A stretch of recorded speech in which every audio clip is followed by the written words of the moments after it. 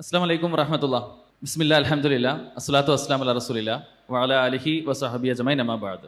ഏറെ സ്നേഹം നിറഞ്ഞ പാലക്കാട് ജില്ലയിലെ വിവിധ ക്യാമ്പസുകളിൽ നിന്നെത്തിയിട്ടുള്ള വിദ്യാർത്ഥിനികളെ, വലിയ പ്രതീക്ഷയോടെ ഇന്നത്തെ ഈ ഒരു പ്രോഗ്രാമിന് ജില്ലയുടെ വിവിധ ഭാഗങ്ങളിൽ നിന്നെത്തിയതുകൊണ്ട് തന്നെ ഈ ഒരു സെഷൻ ക്യാമ്പസ് ചാറ്റ് എന്നത് നിങ്ങൾ അതിന്മേൽ പ്രതീക്ഷയോടുകൂടി തന്നെയായിരിക്കും നോക്കിക്കാണുക.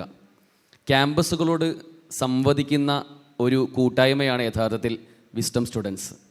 നമ്മൾ വ്യത്യസ്ത പ്രോഗ്രാമുകളിലൂടെ ക്യാമ്പസുകളിലെ വിദ്യാർത്ഥികളോടൊക്കെ സംവദിച്ചപ്പോൾ മനസ്സിലാക്കിയ ചില കാര്യങ്ങൾ നിങ്ങളോട് സംവദിക്കുകയാണ്. ക്യാമ്പസ് മറ്റൊരു തലത്തിലാണ് എപ്പോഴും കടന്നു പോകാറുള്ളത്. നമ്മളെല്ലാവരും നമ്മുടെ ആഗ്രഹത്തിനനുസരിച്ച് ക്യാമ്പസ് നിന്നുകൊള്ളണമെന്നില്ല. നിങ്ങൾ ആലോചിച്ച് നോക്കൂ, നമ്മളൊരു പക്ഷേ +2 ശേഷം നമ്മുടെ ക്യാമ്പസിലേക്ക് കാലെടുത്ത് വയ്ക്കുമ്പോൾ നമുക്ക് ക്യാമ്പസിനെ പറ്റി ചില പ്രതീക്ഷകളുണ്ടായിരുന്നു, ചില പ്രത്യാശകളുണ്ടായിരുന്നു, ചില സ്വപ്നങ്ങളുണ്ടായിരുന്നു. എന്നാൽ ആ സ്വപ്നങ്ങൾക്കനുസരിച്ച് കൊണ്ടാണോ ഞാൻ നിങ്ങളൊക്കെ ഇപ്പോൾ ക്യാമ്പസിലൂടെ പോയിക്കൊണ്ടിരിക്കുന്നത്, അതോ ക്യാമ്പസ് ഉണ്ടാക്കുന്ന ചില പ്രതീക്ഷകൾക്കനുസരിച്ച് നമ്മൾ മാറിക്കൊണ്ടിരിക്കുകയാണോ എന്നതാണ് ആമുഖമായി ചോദിക്കാനുള്ളത്. അങ്ങനെ ആവില്ല എന്ന പ്രതീക്ഷയോടെ തുടങ്ങട്ടെ. ഇന്നത്തെ ഒരു ക്യാമ്പസിൻ്റെ പശ്ചാത്തലം നമ്മൾ ആലോചിക്കുകയാണെങ്കിൽ, എന്തും ഏതും എവിടെയും എപ്പോഴും ആരും എല്ലാം ഒരു ആഘോഷത്തിൻ്റെ കണ്ണിൽ മാത്രം ക്യാമ്പസിലെ ജീവിതം നോക്കിക്കാണുന്ന ഒരു സാഹചര്യമുണ്ട്. ക്യാമ്പസ് മാത്രമല്ല, ഒരിക്കലും ക്യാമ്പസ് വിദ്യാർത്ഥികളെ മോശമായി കാണിക്കാനല്ല ഈ പറഞ്ഞത്. ക്യാമ്പസ് മാത്രമല്ല, നമ്മുടെയൊക്കെ ലൈഫ് സ്റ്റൈൽ മൊത്തം എടുത്ത് നോക്കിക്കഴിഞ്ഞാൽ അവിടെ എവിടെയാണോ ഒരു ആഘോഷത്തിന് ചാൻസ് ഉള്ളത്, ഒന്നുകൊണ്ട് അടിച്ചു പൊളിക്കാൻ, അർമാദിക്കാൻ ചാൻസ് എവിടെയാണോ കിട്ടുന്നത്, അവിടെ നമ്മളെല്ലാം മുമ്പിലുണ്ടാവുന്ന, പ്രത്യേകിച്ചും പുതിയ കാലത്തെ കുട്ടികളെല്ലാം അതിനുവേണ്ടി വെമ്പൽ കൊള്ളുന്ന ഒരു സാഹചര്യമുണ്ട്. ഈ പറഞ്ഞതിനർത്ഥം അടിച്ചു പൊളിക്കൽ ഇത്തിരി മോശമാണെന്നാണോ? അടിച്ചുപൊളി മോശമാണ് എന്നല്ല, ഒരു കാര്യം സന്തോഷിക്കാൻ ലഭിക്കുന്ന അവസരം അത് ഉപയോഗപ്പെടുത്തുക എന്നുള്ളത് തെറ്റാണ് എന്നല്ല. മറിച്ച് നമ്മൾ പറയണത് ഇത് എൻ്റെ ഇഷ്ടത്തിനു വേണ്ടിയാണ്, എൻ്റെ താല്പര്യത്തിനു വേണ്ടിയാണ്, എൻ്റെ സന്തോഷത്തിനു വേണ്ടിയാണ്. പക്ഷേ സത്യം അതല്ല. നമ്മുടെ ഇഷ്ടത്തിന് വേണ്ടിയല്ല നമ്മളിതൊന്നും ചെയ്യണത്. വിവാഹം എന്നത് ഓരോരുത്തരുടെയും ജീവിതത്തിൽ അനിവാര്യമായി സംഭവിക്കേണ്ട ഒന്നാണ്, സംശയമൊന്നുമില്ലാതെ. ആ ഒരു വിവാഹത്തിൽ യഥാർത്ഥത്തിൽ നടക്കേണ്ടത് എന്താണ്? ഒരു സ്ത്രീയുടെ ഉപ്പ അല്ലെങ്കിൽ അവളുടെ ഉത്തരവാദിത്തപ്പെട്ട ഒരാൾ, അവർ കണ്ടെത്തിയ ഒരു പുരുഷന് ഞാൻ നിനക്ക് വിവാഹം ചെയ്തു തന്നിരിക്കുന്നു എന്ന് പറയൽ, അയാൾ ഞാനത് സ്വീകരിച്ചു എന്ന് പറയൽ, അതാണ് വിവാഹം. പക്ഷെ ആ വിവാഹത്തിൻ്റെ മുന്നോടിയായും ശേഷമായും എന്തെല്ലാം ആഘോഷങ്ങളാണ് നടക്കുന്നത്. Bride to be, groom to be തുടങ്ങി, മഞ്ഞ കല്യാണം, ചുവപ്പ് കല്യാണം. ഒരുപക്ഷെ നമ്മൾ പറയുന്നതിൽ നിങ്ങൾ പലപ്പോഴും ഞങ്ങളെക്കാളേറെ നിങ്ങൾക്ക് അറിയുണ്ടാവും. ക്യാമ്പസുകളിൽ ഒരു പെൺകുട്ടി കല്യാണം കഴിക്കാൻ പോകുന്നുണ്ടെങ്കിൽ ആ ഹോസ്റ്റൽ റൂമിൽ നടക്കുന്ന ആഘോഷങ്ങൾ എന്തൊക്കെയായിരിക്കും? ഇനി അത് മാറ്റിയിരുത്താം. ആ കുട്ടിയുടെ വീടുകളിൽ പോലും ഇന്ന് വളരെ ചിട്ടയായി മതപരമായ എല്ലാ ബാക്ക്ഗ്രൗണ്ടും ഉണ്ട് എന്ന് പറയുന്ന പല വീടുകളിൽ പോലും പല രൂപത്തിലുള്ള പേരുള്ള കല്യാണത്തിന് മുമ്പുള്ള ബ്രൈഡ് ടു ബി കഴിഞ്ഞ് ഗ്രൂം ടു ബി വന്നു. ഇങ്ങനെ തുടങ്ങി പല പേരിൽ. പിന്നെ 80s കല്യാണം, ഇതൊക്കെ നിങ്ങൾ ആലോചിച്ച് നോക്കൂ, കുറച്ച് വർഷം മുമ്പ് വരെ ഇതുണ്ടായിരുന്നോ? ഈ ഒരു ആഘോഷ കൾച്ചറിലേക്ക് നമ്മൾ പോലും അറിയാതെ നമ്മൾ എത്തപ്പെട്ടു എന്നൊരു യാഥാർത്ഥ്യമാണ് ആമുഖമായിട്ട് ഓർമ്മിപ്പിക്കാനുള്ളത്. ഈ ക്യാമ്പസിലേക്ക് ഒരു കുട്ടി കടന്നു വരികയാണ്. അവിടെ ആദ്യമായി ഒരു ഫ്രഷേഴ്സ് പാർട്ടി, അവസാനം പോകുമ്പോഴുള്ള ഫെയർവെൽ പാർട്ടി, എല്ലാ കാര്യത്തിലും അതൊരു ചെറിയ ഒരു പാർട്ടി, ഒരു പ്രോഗ്രാം, പരസ്പരം ഇരുന്ന് സംസാരിക്കുക എന്നതിൽ നിന്നും മാറി അവിടെ മ്യൂസിക് വേണം, ലഹരി വേണം, DJ വേണം, എല്ലാം ഒരു സന്തോഷിക്കുക, ആഘോഷിക്കുക. യഥാർത്ഥത്തിൽ ജീവിതം ഇവിടെ മാത്രമേ ഉള്ളൂ എന്നവർ വിചാരിച്ചു പോയോ എന്നൊരു സംശയം അവിടെ നിലനിൽക്കുകയാണ്. സത്യത്തിൽ ഇതല്ലല്ലോ ജീവിതം. ഈ ജീവിതം എത്രയാണ് നമുക്ക് ആയുസ്? അവസാന ശ്വാസം നമ്മൾ എടുക്കുന്നത് വരെ അത്രയുള്ള ആയുസ്. അത് വയസ്സ് നമുക്ക് പറയാൻ പറ്റുമോ? പറ്റൂല. അവസാന വെള്ളം എപ്പോഴാണ് ഇറക്കിയത്, അത് കഴിഞ്ഞാൽ പിന്നീട് വെള്ളമില്ല, സ്റ്റോപ്ഡ്, കഴിഞ്ഞു, കാര്യങ്ങൾ കഴിഞ്ഞു. അപ്പോൾ ജീവിതം അവസാനിക്കുന്നത് ഈ ഭൂമി ലോകത്ത് തീരുകയല്ല, മറിച്ച് മരണത്തോടുകൂടി പുതിയൊരു ജീവിതം തുടങ്ങുകയാണ്, അല്ലേ? മനുഷ്യൻ വിചാരിക്കുന്നത് ഇവിടെ അവൻ അവസാനിക്കുന്നതാണ്. ഇല്ല, എല്ലുകളിൽ നിന്ന്, നുരുമ്പിയ ശരീരത്തിൻ്റെ ഭാഗങ്ങളിൽ നിന്ന് അള്ളാഹു സുബ്ഹാനഹു വ തആല അവനെ പുറത്തു കൊണ്ടുവരും. അള്ളാഹു വെറുതെയാണോ ഭൂമിയിലേക്ക് പടച്ചയച്ചത്? അഫ ഹസിബ്തും അന്നമാ ഖലഖ്നാകും അബഥ വ അന്നകും ഇലൈനാ ലാ തുർജഊൻ. നമ്മിലേക്ക് നിങ്ങൾ മടക്കപ്പെടുകയില്ല എന്നാണോ വിചാരിച്ചത് എന്ന് അള്ളാഹ് ചോദിക്കുന്നത്. മടക്കപ്പെടുമെന്നത് ഉറപ്പാണ്. ജീവിതം ഇവിടെയല്ല. ഇത് നീ ഒരിക്കൽ മാത്രമേ ഇവിടെ ജീവിക്കുകയുള്ളൂ എന്ന് പറയുന്നത് കളവാണ്. നിന്റെ ജീവിതം ഇവിടെ പരിമിതമാണ്. ഒരു ദിവസത്തിന് തന്നെ 50,000 വർഷങ്ങളുടെ ദൈർഘ്യമുള്ള പരലോകം അത് വരാനിരിക്കുന്നുണ്ട്. ഈ യാഥാർത്ഥ്യം അറിയാത്തവരല്ല ഈ സംസാരം കേൾക്കുന്ന ആരും. വിസ്ഡം സ്റ്റുഡൻസ് പാലക്കാട് ജില്ലാ സമിതി സംഘടിപ്പിക്കുന്ന ക്യാമ്പസ് കോൺഫറൻസിൽ പങ്കെടുത്തുകൊണ്ടിരിക്കുന്ന ഇവിടെ ഇതിലേക്ക് വരണമെന്ന് ആഗ്രഹിക്കുന്ന ആളുകൾ ആരും ഈ യാഥാർത്ഥ്യം അറിയാത്തവരല്ല. ഒരു നാൾ നമ്മളും മരിക്കും. ആ മരണശേഷം മറ്റൊരു ലോകമുണ്ട് എന്നും അവിടെയാണ് യഥാർത്ഥ രക്ഷയും ശിക്ഷയും ഉള്ളത് എന്നും ഒക്കെ നമുക്കറിയാം. പക്ഷേ ഈ പറഞ്ഞതുപോലെ ചില കാരണങ്ങൾ നമ്മൾ അതിൽ നിന്നൊക്കെ പിന്തിരിപ്പിക്കുകയാണ്. നിങ്ങൾ അടിച്ചു ഇപ്പോൾ പറഞ്ഞപ്പെട്ട ആഘോഷങ്ങൾ, ഈ ആഘോഷങ്ങൾക്കൊക്കെ പല കാരണങ്ങളും ഉണ്ടാവും അതിലെത്താൻ. അതിൽപ്പെട്ട ഒരു വിഷയമാണ് റീലുകൾ. ട്രെൻഡുകൾക്കനുസരിച്ച് ഇപ്പോൾ സോഷ്യൽ മീഡിയയിൽ ഏറ്റവും നല്ല റീച്ചുള്ള റീൽ എന്താണോ, അതിൻ്റെ ബാക്ക്ഗ്രൗണ്ട് മ്യൂസിക് എന്താണോ, അതെടുത്തിരിക്കുന്ന ശൈലി എന്താണോ, അതിൻ്റെ ആംഗിളുകൾ എന്തൊക്കെയാണോ, ഇതനുസരിച്ചായിരിക്കും പലപ്പോഴും നമ്മുടെ പല ആഘോഷങ്ങളും സെറ്റ് ചെയ്യുന്നത്. ആ ട്രെൻഡിനനുസരിച്ച് ഒപ്പിച്ച് പോകുന്ന ഒരു സാഹചര്യവും കാണാൻ കഴിയും. അതെ, ഇപ്പോൾ ഞാൻ ഒരു സോഷ്യൽ മീഡിയയിൽ സജീവമായി ഇടപെടുന്ന ഒരാൾ, അയാളുടെ സംസാര ശൈലി പോലും അതേപോലെ അനുകരിക്കുന്ന കുട്ടികളുണ്ട്. അപ്പോൾ നമുക്കൊരു വ്യക്തിത്വം ഉണ്ടല്ലോ, നമുക്ക് നമ്മുടേതായ ഒരു ശൈലിയുണ്ട്, നമ്മുടേതായ ഒരു ജീവിത രീതി. ഇതൊന്നും അല്ലാതെ മറ്റൊരാളുടെ നമ്മൾ കടമെടുക്കണം. എന്താ ഇനി കടമെടുക്കുന്ന ആളുകൾ അവരിത്ര മഹത്വമുള്ള ആളുകളാണോ?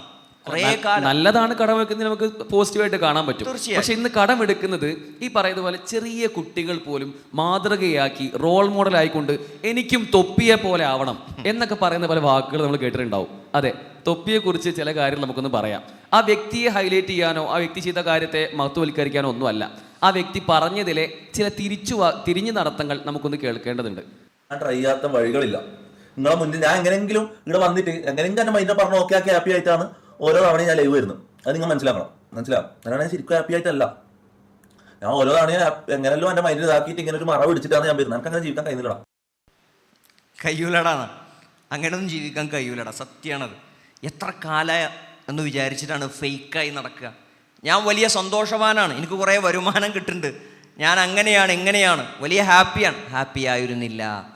മാതാപിതാക്കളില്ലാത്ത, കുടുംബമില്ലാത്ത ആ ഒറ്റക്കുള്ള ജീവിതം സന്തോഷകരമായിരുന്നില്ല.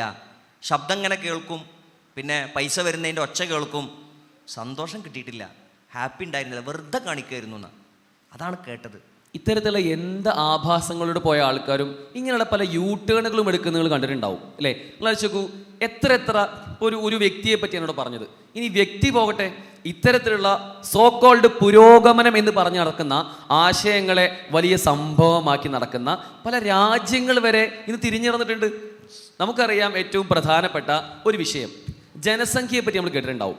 ജനസംഖ്യ നാം 1 നമുക്ക് 2 എന്നായിരുന്നു ആദ്യം പറഞ്ഞു. അത് കഴിഞ്ഞ് നാം 1 നമുക്ക് 1 തുടങ്ങിയ പല ആശയങ്ങളിലും വന്ന്, അതായത് ജനസംഖ്യ ഏറ്റവും ചുരുക്കണം, മാനവ വിഭവശേഷി അതിപ്പോൾ ഭയങ്കര അധികമാണ്, അതിൻ്റെ ഒന്നും ആവശ്യമില്ല എന്നൊക്കെ പറഞ്ഞു നടന്ന ചില രാജ്യങ്ങളുണ്ടായിരുന്നു പണ്ട്. ആ രാജ്യങ്ങളൊക്കെ ഇപ്പോൾ തിരിഞ്ഞു നടക്കുന്ന കാഴ്ചകൾ കാണുന്നുണ്ട്. ചില ഉദാഹരണങ്ങളാണ് റഷ്യ, ജപ്പാൻ, USA, കൊറിയ. ഈ ഇടയ്ക്കാണല്ലോ നിങ്ങൾ കണ്ടിട്ടില്ലേ, കൊറിയയുടെ പ്രധാനമന്ത്രി മാധ്യമങ്ങൾക്ക് മുമ്പിൽ ഒന്നിരുന്ന് കരയുന്ന കാഴ്ച നമ്മൾ കണ്ടു. എന്താ അദ്ദേഹം പറഞ്ഞെന്നറിയോ?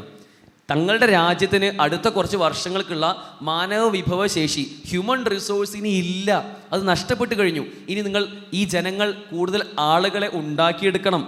അവിടെയുള്ള പിന്നെ സ്ത്രീകളോട് പറഞ്ഞത്, നിങ്ങൾ കൂടുതൽ പ്രസവിക്കൂ, എത്ര ചെലവ് വേണമെങ്കിലും ഞങ്ങൾ തരാം, സാമ്പത്തികമായ ഇൻസെൻറ്റീവ്സ് തരാം.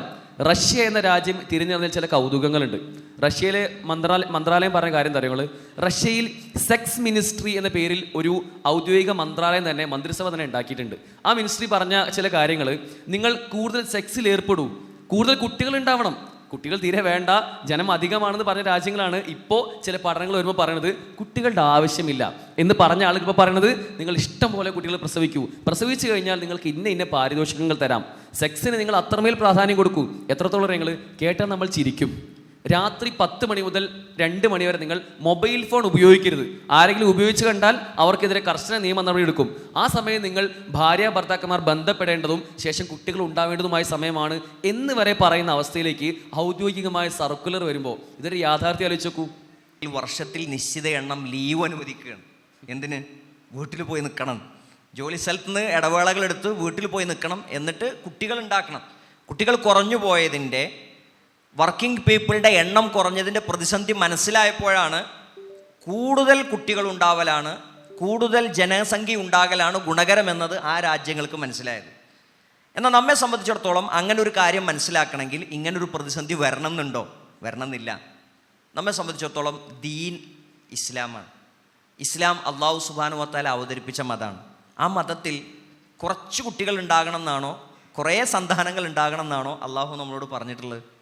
റസൂലുള്ള നമ്മളോട് പഠിപ്പിച്ചിട്ടുള്ളത് നിങ്ങൾ ദാരിദ്ര്യം ഭയന്നുകൊണ്ട് നിങ്ങൾ നിങ്ങളുടെ മക്കളെ കൊല്ലരുത് എന്നാണ് പറഞ്ഞത്. വലാ തഖ്തുലു ഔലാദക്കും ഖശിയത ഇംലാഖ്. നിങ്ങൾ ദാരിദ്ര്യം ഭയന്ന് കൊല്ലാൻ പാടില്ല. റസൂലുള്ളാഹി സ്വല്ലല്ലാഹു അലൈഹി വസല്ലം പറഞ്ഞത് നിനക്ക് കൂടുതൽ സമ്പാദ്യം ഉണ്ടാവട്ടെ, കൂടുതൽ മക്കൾ ഉണ്ടാകട്ടെ, ഒരാളോട് പ്രാർത്ഥിച്ചതാണ്. അപ്പോൾ തിരിച്ചറിയാൻ അവർക്ക് വൈകി. അതുകൊണ്ട് തന്നെ അവർ യൂ ടേൺ അടിക്കാൻ വൈകി. നമുക്ക് യൂ ടേൺ അടിക്കേണ്ട സമയം വരുന്നില്ല. നമ്മൾ നേരെ സ്ട്രൈറ്റിൽ പോയാൽ മതി. അതാണ് നമ്മുടെ ഗുണം. ഇവിടെ യൂ ടേൺ അടിച്ച് കൂടുതൽ പറയേണ്ട ഒരു കാര്യം, കഴിഞ്ഞ ആഴ്ച നമ്മൾ വായിച്ചൊരു വാർത്ത ഉണ്ടാവും. അമേരിക്കയുടെ പ്രസിഡന്റ് അല്ലേ, വളരെ ഫേമസ് ആണ്, നൊട്ടോറിയസ് ആണ് അല്ലേ. ആ വ്യക്തി പറയുന്ന പല കാര്യങ്ങളും ചില സമയത്ത് വളരെ വാലിഡ് ആണെന്ന് തോന്നിക്കുമെങ്കിലും ചില സമയത്ത് അത് വലിയ അബദ്ധങ്ങളുമായി മാറുന്ന അവസ്ഥ നമ്മൾ കണ്ടിട്ടുണ്ടാവും. അദ്ദേഹം കഴിഞ്ഞ ആഴ്ച പ്രസ്താവിച്ച ഒരു ട്വീറ്റ് അല്ലെങ്കിൽ ഒരു പ്രസംഗം നമ്മൾ കണ്ടിട്ടുണ്ടാവും. അമേരിക്കയിൽ ഇനി മുതൽ 2 ജെൻഡറുകൾ മാത്രമേ ഉള്ളൂ. നമ്മൾ കേട്ടിട്ടുണ്ടാവുമല്ലോ അല്ലേ. എന്താണ് ഈ 2-ലധികം ജെൻഡർ ഉണ്ടായിരുന്ന അവസ്ഥ? ഇന്ന് പൊതുവെ അമേരിക്ക പോട്ടെ, മറ്റു പല സോക്കോൾഡ് പുരോഗമന രാജ്യങ്ങളെല്ലാം അല്ലെങ്കിൽ നമ്മുടെ കേരളമടക്കം ജെൻഡറുകൾ ഒരുപാടുണ്ട് എന്ന് പറയുന്ന, അതിനുവേണ്ടി ന്യായീകരിക്കുന്ന പല അവസ്ഥ നമ്മൾ കേട്ടിട്ടുണ്ടാവും. 1-2 ഉദാഹരണങ്ങൾ മാത്രം പറയാം. ജെൻഡറുകൾ 1 ആണോ 2 ആണോ അതിലധികമുണ്ടോ? എന്താ നിങ്ങളുടെ അഭിപ്രായം?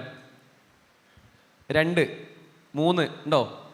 എന്നാൽ ചില പഠനങ്ങൾ പറയുന്നുണ്ട് 72 ജെൻഡറുകളുണ്ട്, 142 ജെൻഡറുകളുണ്ട്. പഠനങ്ങൾ പറയുന്നതാണ്. ഈ പഠനങ്ങളുടെ ഒരു ദാരിദ്ര്യം എന്ന് വെച്ചാൽ അവർ പ്രായോഗികമായിട്ടുള്ള ചിന്തകളിലൂടെ അല്ല പോകുന്നത്. നിങ്ങൾ ചോദിക്കൂ, 142ഉം അതിലപ്പുറം ഉണ്ടെന്നൊക്കെ പറയുന്നുണ്ട് കേട്ടോ. ആ ജെൻഡറുകൾ പെട്ട ഒരു 2-3 ജെൻഡറുകൾ ഞാൻ പറഞ്ഞുതരാം. ഒന്ന് എയ്റോ ജെൻഡർ, ആൺ പെൺ എന്നതിനപ്പുറമുള്ള ഒന്ന് എയ്റോ ജെൻഡർ. എന്താ എയ്റോ ജെൻഡർ? എയ്റോ എന്ന് വെച്ചാൽ AERO, അറ്റ്മോസ്ഫിയർ എന്നാണ് അർത്ഥം. അറ്റ്മോസ്ഫിയറിലെ കാലാവസ്ഥയിലെ മാറ്റത്തിനനുസരിച്ച് തങ്ങളുടെ ജെൻഡറും മാറും എന്നാണ് ആ തിയറി പറയുന്നത്. ഇന്ന് രാവിലെ എന്ന് വെച്ചാൽ കുറച്ച് തണുപ്പൊക്കെ ഉണ്ടെങ്കിൽ തണുപ്പുണ്ടാകുമ്പോൾ ഞാനൊരു സ്ത്രീ ആയിരിക്കും, കുറച്ച് കഴിഞ്ഞാൽ കുറച്ച് ചൂടായി കഴിഞ്ഞാൽ ഞാനൊരു പുരുഷനായി മാറും. എന്തെങ്കിലും പ്രശ്നമുണ്ടോ? നല്ലതല്ലേ? ഇങ്ങനെയാണ് അവർ പറയുന്നത്. ഒന്ന് ട്രാൻസ് റേഷ്യൽ, ഒരു ജെൻഡറാണ് ട്രാൻസ് റേഷ്യൽ എന്ന് വെച്ചാൽ ട്രാൻസ്ജെൻഡറിനെ പോലെ തന്നെ ഞാൻ വേറൊരു റേസിലുള്ള ആളാണ് എന്ന് ചിന്തിക്കുന്ന അവസ്ഥ. നമ്മളിപ്പോൾ എല്ലാവരും ഏഷ്യക്കാരാണല്ലോ, ഇന്ത്യക്കാരാണല്ലോ. ഞാനിപ്പോൾ പറയാണ് ഞാനൊരു ആഫ്രിക്കക്കാരനാണ്. എന്താ പ്രശ്നം? അത് നിങ്ങൾ അംഗീകരിക്കണം. ഇതാണ് ട്രാൻസ് റേഷ്യൽ. വേറൊരു കൗതുകമുണ്ട്, ട്രാൻസ് ഏജ് എന്നുവെച്ചാൽ എന്താ അറിയോ? ഏജിൽ മാറ്റം ഉണ്ടാവുമെന്ന്. ഇപ്പോൾ നിങ്ങൾ എന്നെ കണ്ട ഒരു 30 വയസ്സുള്ള യുവാവായിട്ട് നിങ്ങൾക്ക് തോന്നുമെങ്കിൽ ഞാൻ ഇപ്പോൾ പറയാണ് ഞാനൊരു 6 വയസ്സുള്ള പെൺകുട്ടിയാണ്. ഈ ഇരിക്കുന്ന ഞാൻ 6 വയസ്സുള്ള പെൺകുട്ടിയാണെന്ന് പറഞ്ഞാൽ നിങ്ങൾ അംഗീകരിക്കണം. കാരണം അതൊരു ജെൻഡറാണ് എന്ന് പറയുന്ന രൂപത്തിലേക്ക് 72, 140 അതിലും അപ്പുറമുള്ള ജെൻഡർ തിയറി പോകുമ്പോൾ ഇപ്പോൾ അതേ രാജ്യങ്ങളാണ് തിരിച്ചു വരുന്നത്. എന്ത് ജെൻഡർ എന്ന് പറഞ്ഞാൽ അത് ആണും പെണ്ണും എന്ന ബൈനറിയാണ് എന്ന യാഥാർത്ഥ്യത്തിലേക്ക് തിരിച്ചു വരുന്നത്. ഇത് വെറും തത്വങ്ങളിൽ മാത്രം ഒതുങ്ങുന്ന കാര്യമല്ല.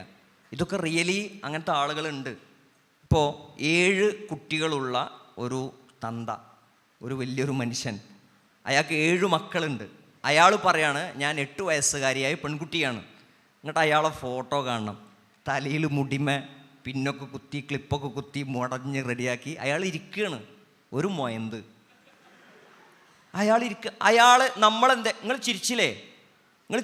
എന്തുകൊണ്ടാണ് ചിരിച്ചതെന്നറിയോ? നിങ്ങളൊക്കെ ട്രാൻസ്ഫോബിക് ആയതുകൊണ്ടാണ്, ഹോമോഫോബിക് ആയതുകൊണ്ടാണ്. ചിരിക്കാൻ പാടില്ല. ചിരിക്കാൻ പാടില്ല. ഗൗരവത്തിൽ നമ്മൾ അതിനെ കാണണം.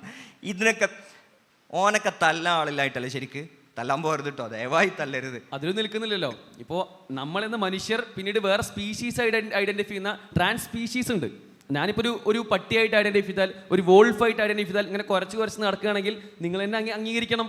എനിക്ക് കുറയ്ക്കാനുള്ള സ്വാതന്ത്ര്യം ഉണ്ട്.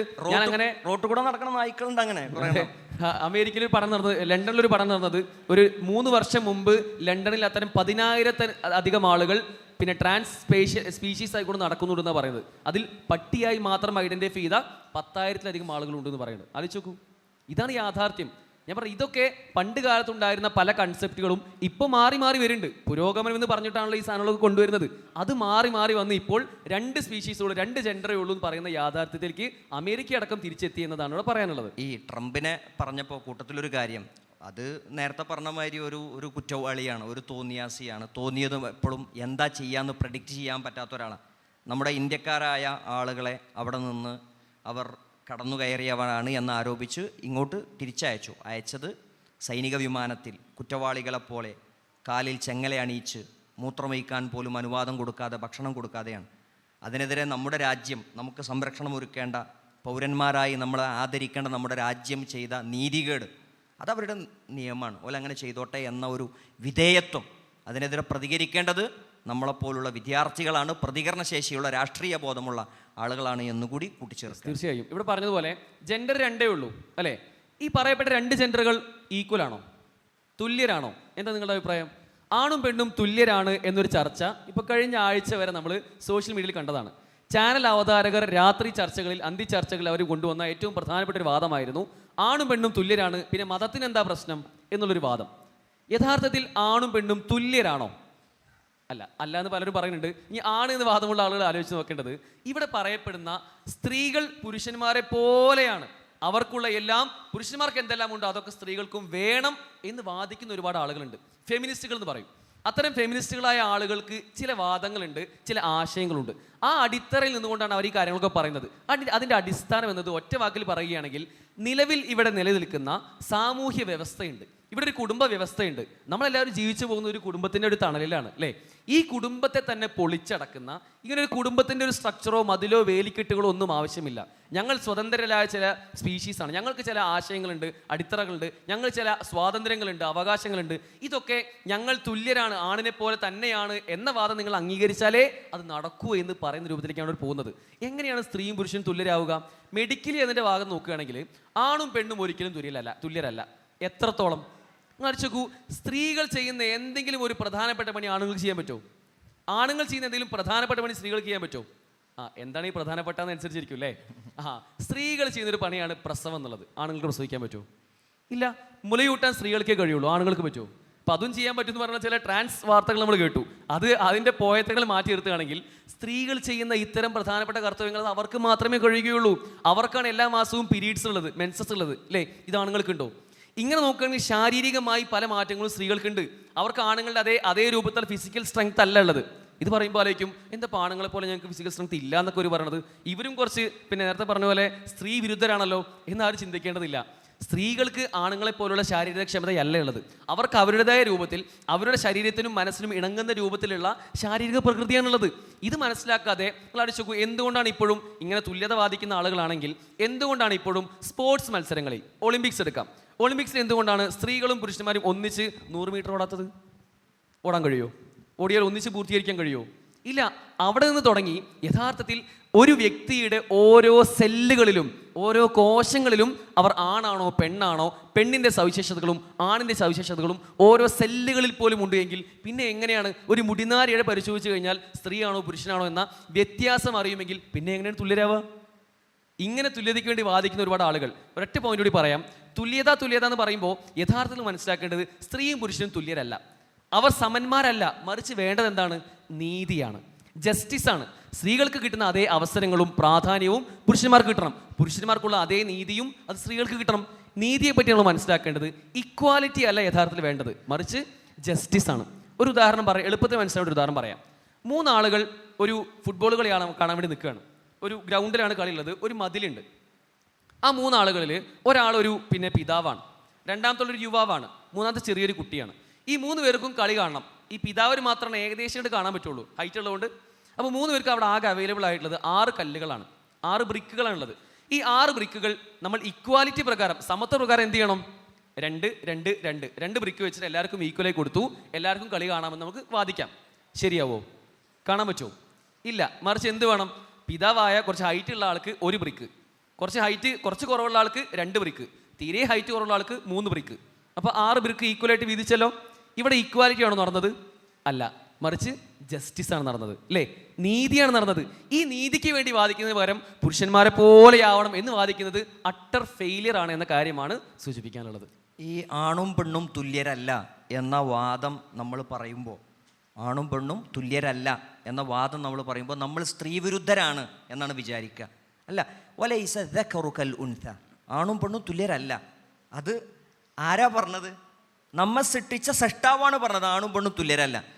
തുല്യരാണ് എന്ന് വാദിക്കുന്നത് കൊണ്ട് എന്തെങ്കിലും ഒരു ഉപകാരമുണ്ടോ? ഒരു ഉപകാരമില്ല. അതുകൊണ്ട് മെച്ചല്ല.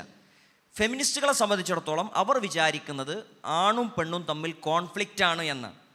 ആണ് പെണ്ണിനെ അതിജയിക്കുന്നു, എപ്പോഴും അടിമയാക്കുന്നു എന്ന തോന്നലാണ് അവർ ജീവിക്കുന്നത്. ഇസ്ലാം പറയണത് ആണും പെണ്ണും അങ്ങനെ കോൺഫ്ലിക്റ്റിൽ ജീവിക്കേണ്ടവരല്ല എന്നാണ്. പുരുഷനും സ്ത്രീയും, ഭാര്യയും ഭർത്താവും, വിവാഹത്തോട് തന്നെ പല കുട്ടികൾക്കും, പ്രത്യേകിച്ച് പെൺകുട്ടികൾക്ക് പേടിയുണ്ടാകാനുള്ള പ്രധാന കാരണം വിവാഹശേഷം ഞങ്ങൾ ഭർത്താക്കന്മാർ പറഞ്ഞത് കേട്ട് അനുസരിച്ച് ജീവിക്കേണ്ടി വരുന്നതാണ്. ഒരു പൊട്ടത്തരാണ് അവർ പറയണത്. പൊട്ടത്തരം എന്ന വാക്കിന് പ്രശ്നം ഉണ്ടാവും കേട്ടോ. ഒരു വിവാഹശേഷം ഭർത്താക്കന്മാർ പറഞ്ഞത് കേട്ടല്ല മിക്ക വീടുകളിലും ജീവിക്കണത്. അത് നിങ്ങളുടെ ഉമ്മമാരോട് ചോദിച്ചാൽ മതി, അല്ലെങ്കിൽ നിങ്ങളുടെ വീട്ടിൽ നിങ്ങൾ നോക്കിയാൽ മതി. നിങ്ങളുടെ വീട്ടിൽ നിങ്ങളുടെ ഉമ്മ പറയുന്നത് ഉപ്പ കേൾക്കാറാണോ പതിവ്, ഉപ്പ പറയുന്നത് ഉമ്മ കേൾക്കാറാണോ പതിവ്? വീട്ടിൽ എടുക്കുന്ന തീരുമാനങ്ങൾ, ഉപ്പ ഒരു കാര്യം പറഞ്ഞു, ആ തീരുമാനത്തെ എതിർക്കാനും അതിനെ മാറ്റം വരുത്താനും സാധിക്കുന്ന ആളാരാണ്? ഉമ്മാക്ക് സാധിക്കും. അതൊരു കുടുംബ ജീവിതത്തിൽ ഹുന്ന ലിബാസുല്ലക്കും വ അൻതും ലിബാസുല്ലഹുന്ന, പരസ്പരം വസ്ത്രങ്ങളായി സംരക്ഷിച്ചും സഹകരിച്ചും മുന്നോട്ട് പോകുന്ന എതിർപ്പല്ല, യോജിപ്പാണ് ഇസ്ലാം പറയണത്. ആണും പെണ്ണും യോജിച്ച് പോകേണ്ടവരാണ്. അവർ പരസ്പര പൂരകങ്ങളാണ്.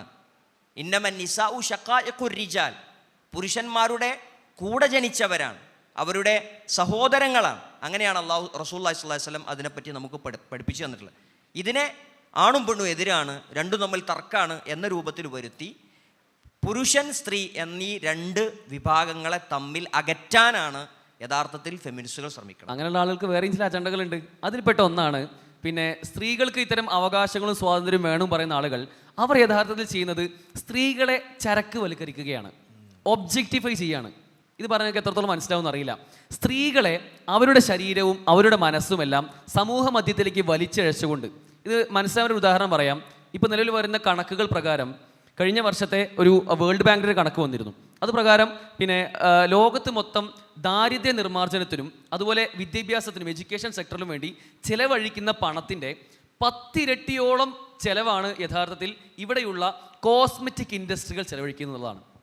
കോസ്മെറ്റിക് ഇൻഡസ്ട്രി വെച്ചാൽ സൗന്ദര്യവർദ്ധക വസ്തുക്കൾ, ലിപ്സ്റ്റിക് അടക്കമുള്ള, മേക്കപ്പ് ചെയ്യുന്ന, ഐലൈനേഴ്സ് അടക്കമുള്ള എന്തെല്ലാം പുട്ടിയൊക്കെ വാരി തേക്കുന്നുവോ അതെല്ലാം വിൽപ്പന ചെയ്യാനും അതിൻ്റെ വ്യാപാരത്തിനുമായി 10 ഇരട്ടി, ദാരിദ്ര്യത്തിനും എഡ്യൂക്കേഷനും ഒക്കെ ചിലവഴിക്കുന്ന എമൗണ്ടിൻ്റെ 10 ഇരട്ടി ചിലവാണിപ്പോൾ സാമ്പത്തികം നടക്കുന്നതാണ്. എന്താണ് യഥാർത്ഥത്തിൽ ഇങ്ങനെ സൗന്ദര്യം വർദ്ധിപ്പിക്കാൻ വേണ്ടിയുള്ള വസ്തുക്കൾക്ക് ഇത്രയധികം സ്വീകാര്യതയുള്ള കാരണം? ഈ ആളുകളുടെ അജണ്ടകളാണ്.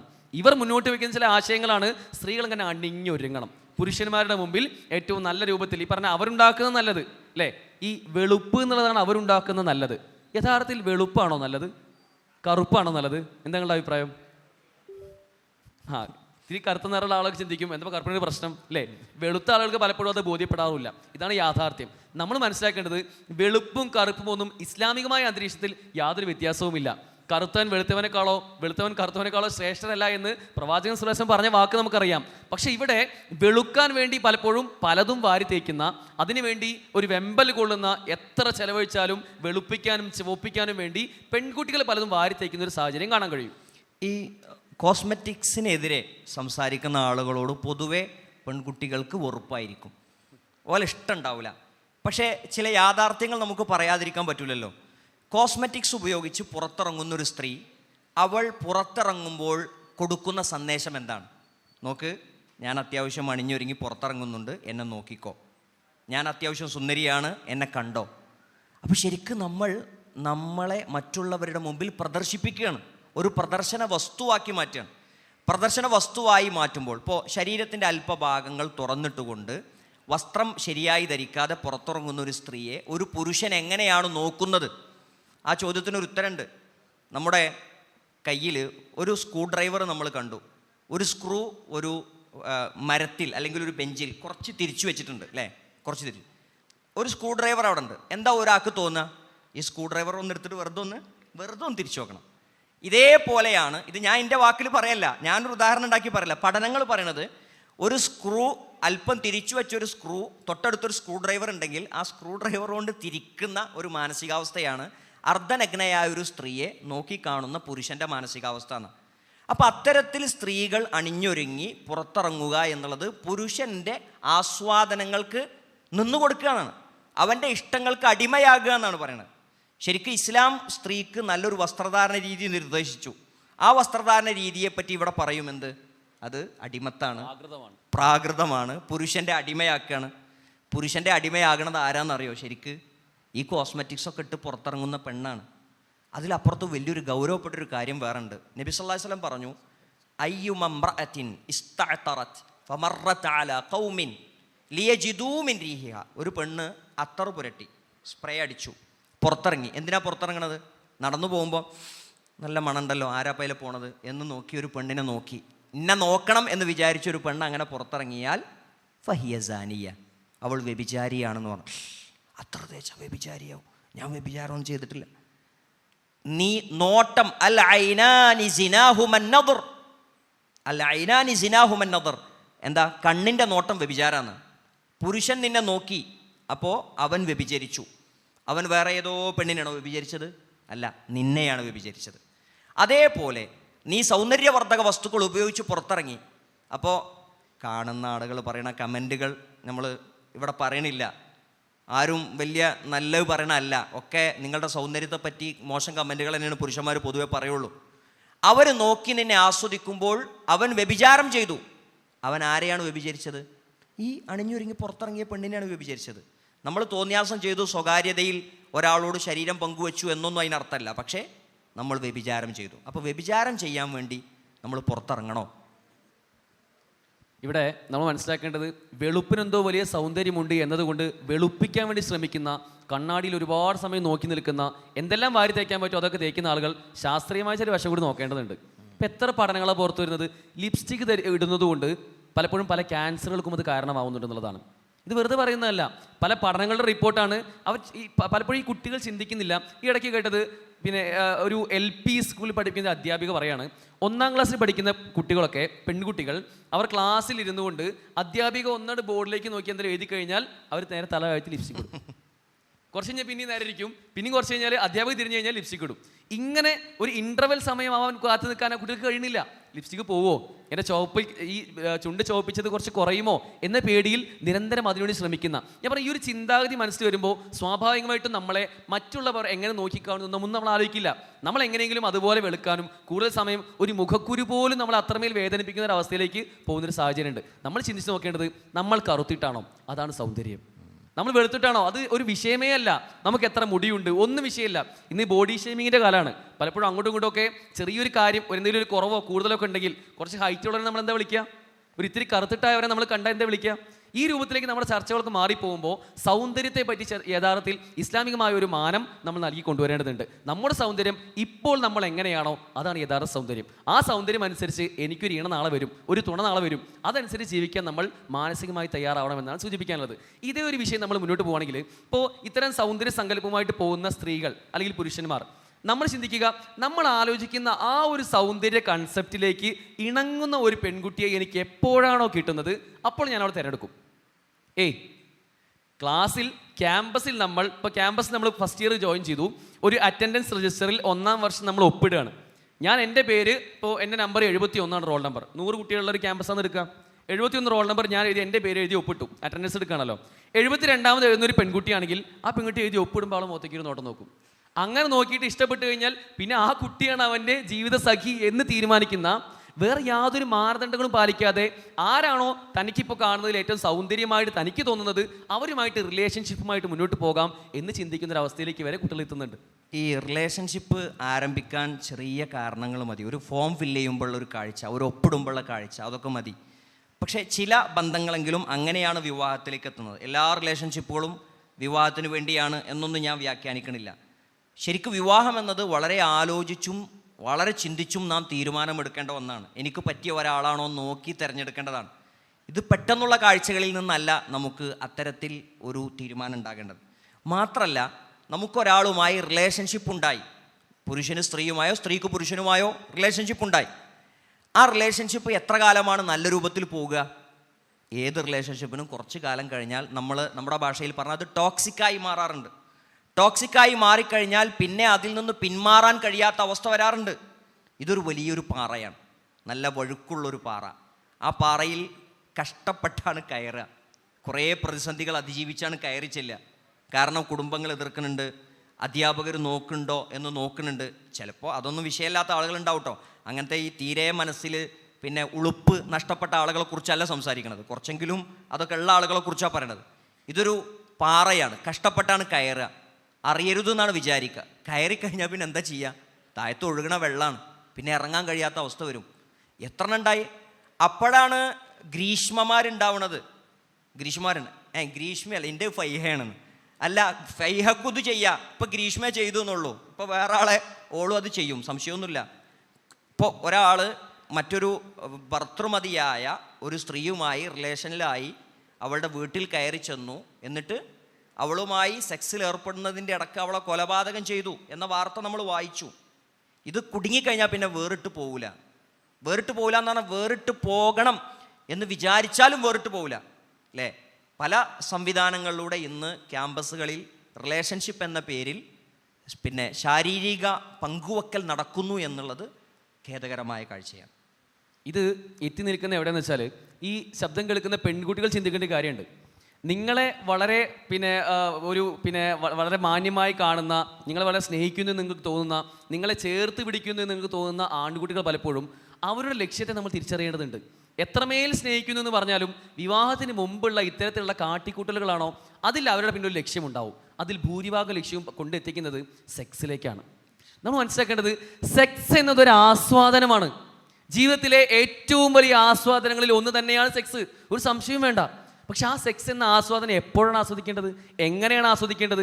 അതിന് ചില അതിരുകളും അരുതുകളും ചില ബൗണ്ടറികളും, എപ്പോൾ, എങ്ങനെ, ആര് തമ്മിൽ എന്നൊക്കെ ചില മാനദണ്ഡങ്ങളുണ്ട്. അത് ഈ സമൂഹം ഉണ്ടാക്കിയതല്ല. നമ്മൾ ചിന്തിക്കേണ്ടത് മതം ഇവിടെ നിശ്ചയിച്ചിട്ടുള്ള ചില മാനദണ്ഡങ്ങളുണ്ട്. നമ്മൾ നാളെ വിവാഹിതരായിക്കൊണ്ട് ആൺകുട്ടികൾ ശ്രദ്ധിക്കേണ്ടത്, നാളെ നമുക്ക് ഇപ്പോൾ നിങ്ങളെല്ലാവരും ഒരു 18 മുതൽ 22 വയസ്സുള്ള ആൾക്കാരായിരിക്കും. ഈ പ്രായത്തിൽ ഇപ്പോൾ വിവാഹമൊന്നും കഴിഞ്ഞോളണമെന്നില്ല. കുറച്ച് കാലം കഴിഞ്ഞ് ചിലപ്പോൾ 2, 3, 5 വർഷം കഴിഞ്ഞ ശേഷം നമുക്കുണ്ടാവുന്ന വിവാഹത്തിലൂടെ നമുക്ക് വിഹിതമാക്കപ്പെടുന്ന നമ്മുടെ ഇണ. പെൺകുട്ടികൾ ചിന്തിക്കേണ്ടത്, നമുക്ക് ചിലപ്പോൾ ഇപ്പോൾ ക്യാമ്പസിൽ തോന്നുന്ന ചില ഇൻഫാക്ച്വേഷൻസ് ഉണ്ടാവും, ചില അട്രാക്ഷൻസ് ഉണ്ടാവും. അതെല്ലാം മാറി നിന്ന് നാളെ സമൂഹം അംഗീകരിക്കുന്ന നമ്മുടെ ഇണയായി വരുന്ന ആ ചെക്കൻ, ആ പെൺകുട്ടി, അവർ തമ്മിൽ ഉണ്ടാവുന്ന ആസ്വാദനത്തിലെ യഥാർത്ഥ ആസ്വാദനം നമുക്ക് ലഭിക്കുകയുള്ളൂ. ഇല്ലാത്തതൊക്കെ ഈ പറയപ്പെട്ട പല ചതികളിൽ നമ്മൾ കൊണ്ടെത്തിക്കുമെന്നതാണ് യാഥാർത്ഥ്യം. ഈ ഒരു വിവാഹത്തിൻ്റെ മുമ്പ് റിലേഷൻഷിപ്പ് ഉണ്ടായി, അതിലൂടെ നമുക്കുള്ള നേട്ടം എന്താണ്? അല്പനേരത്തെ സന്തോഷം, അല്പനേരത്തെ ആസ്വാദനം. ഈ അല്പനേരത്തെ ആസ്വാദനം കഴിഞ്ഞാൽ പിന്നെ എന്താ സംഭവിക്കുക? അതിനുള്ള അവസരത്തിനായി വീണ്ടും കാത്തിരിക്കുക. ആ കാത്തിരിപ്പ് വലിയ പ്രയാസമുള്ളതാണ്. ആ സമയത്തുണ്ടാകുന്ന മറ്റു ചില സ്വകാര്യമായ തോന്നിയാസങ്ങൾ. ഇതിൽ അള്ളാഹുവിൻ്റെ നിർദ്ദേശം എന്താണ്? അതുകൂടി നമ്മൾ നോക്കണമല്ലോ. ഖുല്ലിൽ മുഅ്മിനീന യഗ്ദൂ മിൻ അബ്സാരിഹിം വയഹ്ഫദൂ ഫുറൂജഹും. പുരുഷന്മാരോട് പറഞ്ഞു കണ്ണ് താഴ്ത്തണം, ഗുഹ്യാവയവത്തെ സൂക്ഷിക്കണം. സ്ത്രീകളോട് തന്നെ പറഞ്ഞു കണ്ണ് താഴ്ത്തണം എന്ന് പറഞ്ഞു. അപ്പോൾ ഒരു സ്ത്രീ മറ്റൊരു പുരുഷനെ അങ്ങോട്ട് നോക്കുമ്പോൾ തിരിച്ചിങ്ങോട്ടും അതിലൂടെ ഒരു നിഷിദ്ധം സംഭവിക്കുന്നുണ്ട്. വിവാഹത്തിൻ്റെ മുമ്പുള്ള പ്രണയങ്ങളിൽ 2 പേർ തനിച്ചാകുന്ന സാഹചര്യമുണ്ട്. ലാ യഖ്ലുവന്ന റജുലും ബിംറഅത്തിൻ, ഒരാണും ഒരു പെണ്ണും തനിച്ചാകരുത് എന്ന് പറഞ്ഞു. തനിച്ചായാൽ എന്താണ്? മൂന്നാമതായി അവിടെ ശൈത്താൻ ഉണ്ട് എന്ന് പറഞ്ഞു അല്ലേ? എന്താ ഇപ്പോൾ ഇരുന്ന, എന്താ ഇപ്പോൾ സംസാരിച്ച, എന്താ ഫോൺ ചെയ്താൽ, എന്താ ചാറ്റ് ചെയ്താൽ അവിടെ ശൈത്താൻ. ആകാശം ഇടിഞ്ഞു വീഴുവാന്ന്. ആകാശം ഇടിഞ്ഞു വീഴുന്ന അത് വേറെ വിഷയം. ആകാശം ഇടിഞ്ഞു വീണാലേ ഒരു കാര്യം തെറ്റാവും തീരുമാനിക്കാൻ പറഞ്ഞാൽ ഡൽഹിയിൽ ആ പെൺകുട്ടിയെ ബലാത്സംഗം ചെയ്ത് ബസ്സിലിട്ട് കൊന്നില്ലേ? ആകാശം ഇടിഞ്ഞു വീണോ? ഇടിഞ്ഞു വീണിട്ടില്ല. അതൊന്നൊരു ചോദ്യമല്ല ആളുകളുടെ ചോദ്യം. ആണും പെണ്ണും ഒറ്റക്കാകണത് പ്രശ്നമാണ്. മൂന്നാമത്തത് സ്പർശനം ഉണ്ടാകുന്നുണ്ട്. ബൈക്കിലൊപ്പം പോവുക, ഒപ്പം ഇരുന്ന് ചായ കുടിക്കുക, കഫേകളിൽ ഒരുമിച്ചിരിക്കുക, ഒരു ബെഞ്ചിലിരിക്കുക അല്ലേ? അതിനപ്പുറത്തും റസൂലുള്ളാഹി സ്വല്ലല്ലാഹു അലൈഹി വസല്ലം പറഞ്ഞു, അയ്യതഅന ഫീ റഅസി അഹദികും മഖീതും മിൻ ഹദീദിൻ ഖൈറുൽ ലഹു മിൻ അയ്യമസ്സ ഇംറഅതൻ ലാ തഹില്ലു ലഹു. നിനക്ക് തൊടാൻ അനുവാദമില്ലാത്ത പെണ്ണ്, നിൻ്റെ ഉമ്മ, നിൻ്റെ പെങ്ങള്, നിൻ്റെ മകള്, നിൻ്റെ ഉമ്മാൻ്റെ അനിയത്തിമാർ, നിൻ്റെ അപ്പാൻ്റെ പെങ്ങന്മാർ, ഇവരൊന്നും അല്ലാതെ വേറെ ആരെങ്കിലും നീ തൊടുകയാണെങ്കിൽ, ഷെയ്ക്കാൻഡ് കൊടുക്കുകയാണെങ്കിൽ, ഒപ്പിരുന്ന് ചായ കുടിക്കുകയാണെങ്കിൽ, ഒരു ബെഞ്ചിലിരിക്കുകയാണെങ്കിൽ, നിനക്ക് ഒരു ഇരുമ്പിൻ്റെ സൂചി എടുത്തിട്ട് തലയിൽ ഇങ്ങനെ അമർത്തിയാണ് കയറ്റണതാണ് അതിലേറെ നല്ലത്. ഒരു ഇരുമ്പിൻ്റെ സൂചി എടുത്ത് തലയിൽ തറക്കണതാണ് നിനക്ക് നല്ലത്. അത്ര മോശപ്പെട്ട കാര്യമാണ് ഒരു സ്പർശനം ഉണ്ടാവുകയെന്ന്. സ്പർശനത്തിലല്ല ഇതെത്തിപ്പെടുന്നത്. തൊടൽ പിന്നീട് മറ്റു പലതിലേക്കും നീങ്ങുകയാണ്, നിഷിദ്ധങ്ങളിലേക്ക് എത്തിപ്പെടുകയാണ്. അള്ളാഹുവിൻ്റെ റസൂൽ സല്ലല്ലാഹു അലൈഹി വസല്ലം വളരെ ഗൗരവമായി നമുക്ക് താക്കീത് നൽകിയത്, വ്യഭിചാരിണികളായ ആളുകൾ നാളെ പരലോകത്ത് മുകൾ ഇടുങ്ങിയ അടിവിശാലമായ നരകത്തിൽ നഗ്നരായി കിടന്ന് എരിയേണ്ടി വരുമെന്നാണ്. ഇങ്ങനെ പ്രണയത്തിലൂടെ ഉണ്ടാകുന്ന എല്ലാ റിലേഷനുകളും ഹറാമുകളിൽ നിന്ന് ഹറാമുകളിലേക്ക് അവരെ കൊണ്ടെത്തിക്കും എന്നാണ് ഈ പറഞ്ഞതിൻ്റെ ചുരുക്കം.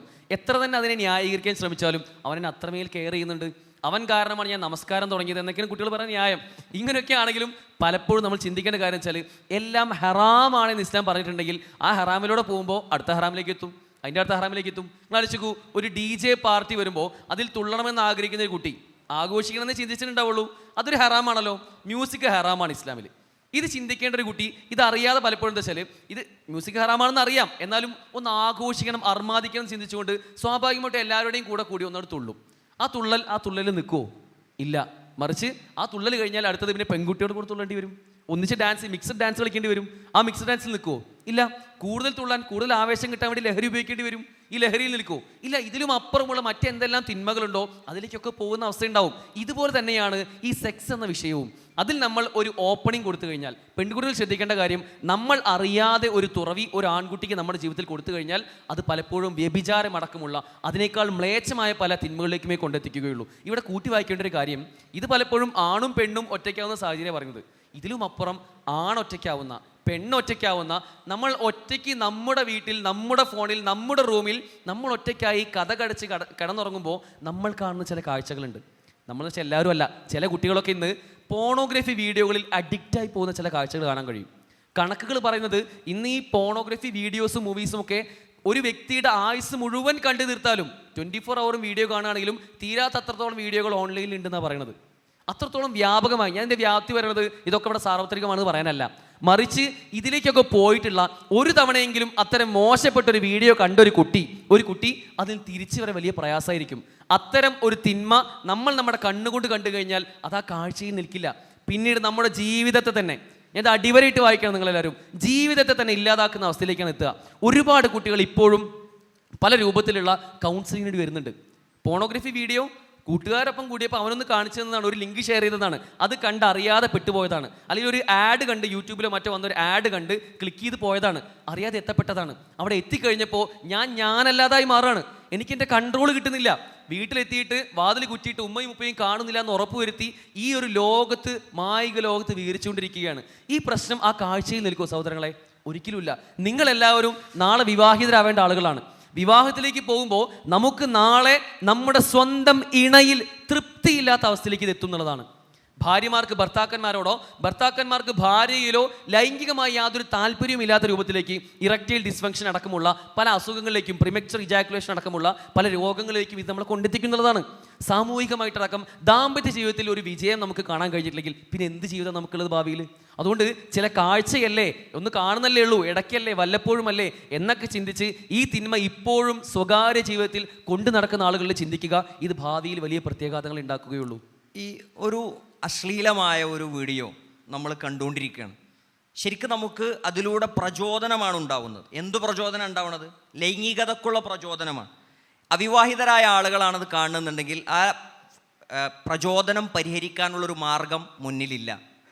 വിവാഹിതരും കാണാൻ പാടില്ല കേട്ടോ, കാണാൻ പാടില്ല എന്നുള്ളത് തെറ്റന്നെ, സംശയമൊന്നുമില്ല. ഞാൻ പറയണത് അതിനുള്ളൊരു പരിഹാരം തീർക്കേണ്ടത് വിവാഹത്തിലൂടെ, സ്വന്തം ഇണയിലൂടെ മാത്രമാണ്. അതിനൊരു പരിഹാര മാർഗം മുമ്പിലില്ല. അപ്പോൾ ശരിക്കും നമ്മൾ നമ്മുടെ ശരീരത്തെ ഉപദ്രവിച്ചുകൊണ്ടിരിക്കുകയാണ്, കഷ്ടപ്പെടുത്തിക്കൊണ്ടിരിക്കുകയാണ്. എന്തിനാ വെറുതെ ശരീരത്തെ പ്രയാസപ്പെടുത്തുന്നത്? പിന്നെ ഇത് അള്ളാഹുവിൻ്റെ നിയമത്തോടുള്ളൊരു ലംഘനമാണ്, അവൻ്റെ നിർദ്ദേശത്തോടുള്ള ഒരു എതിർപ്പാണ്. അത് ചെയ്താൽ എന്താ സംഭവിക്കുക? വമൻ അഅറദ അൻ ദിക്രി ഫഇന്ന ലഹു മഈശത്തൻ ലൻക. അള്ളാഹു സുബ്ഹാനഹു വ തആല പറഞ്ഞ കാര്യമാണ്. എൻ്റെ ഉത്ബോധനത്തോട് ആരാണോ പിന്തിരിഞ്ഞു നടന്നത് അവന് ഈ ദുനിയാവിലൊരു പ്രയാസമുള്ള ജീവിതമായിരിക്കുന്നതാണ്. പ്രയാസമുള്ള ജീവിതമായിരിക്കും. നല്ല വീടുണ്ട്, നല്ല കാറുണ്ട്, നല്ല ജോലിയുണ്ട്, വരുമാനമുണ്ട്, അതീവ സുന്ദരിയായ ഭാര്യയുണ്ട്. പക്ഷേ കിടപ്പറയിൽ കാര്യം സാധിക്കുന്നില്ല. കാരണം എന്താണ്? ഇത് 8ാം ക്ലാസ് മുതൽ തുടങ്ങിയതാണ് മാസ്റ്റർബേഷൻ. അത് തുടങ്ങിയ ഒരാൾക്ക് പിന്നീട് നേരത്തെ പറഞ്ഞ പോലെ സ്വന്തം ഇണയെ തൃപ്തിപ്പെടുത്താൻ കഴിയാത്ത അവസ്ഥ ഉണ്ടാവും. ഇതനുഭവിച്ച് പിന്നീട് അവൾ വീട്ടിൽ നിന്ന് പോകുന്ന സാഹചര്യം ഉണ്ടാവുകയാണ്. എന്തിനാണ് വെറുതെ അങ്ങനൊരു ദുരന്ത ജീവിതം ഉണ്ടാക്കിയെടുക്കുന്നത്? ഇത് അള്ളാഹുവിൻ്റെ നിയമം നമ്മൾ പാലിച്ചു കഴിഞ്ഞാൽ നമ്മൾ അതിൽ നിന്നൊക്കെ ഒഴിവായി സ്വസ്ഥമായ ഈ പ്രചോദനങ്ങളിൽ നിന്ന് ഒഴിവായാൽ മതി. കാഴ്ച ഞാൻ കാണുന്നില്ല, ഞാൻ നോട്ടം നോക്കണില്ല. പിന്നെ അതിൻ്റെ പരിഹാര മാർഗങ്ങൾ പറഞ്ഞു തന്നിട്ടുണ്ട്. എന്താ?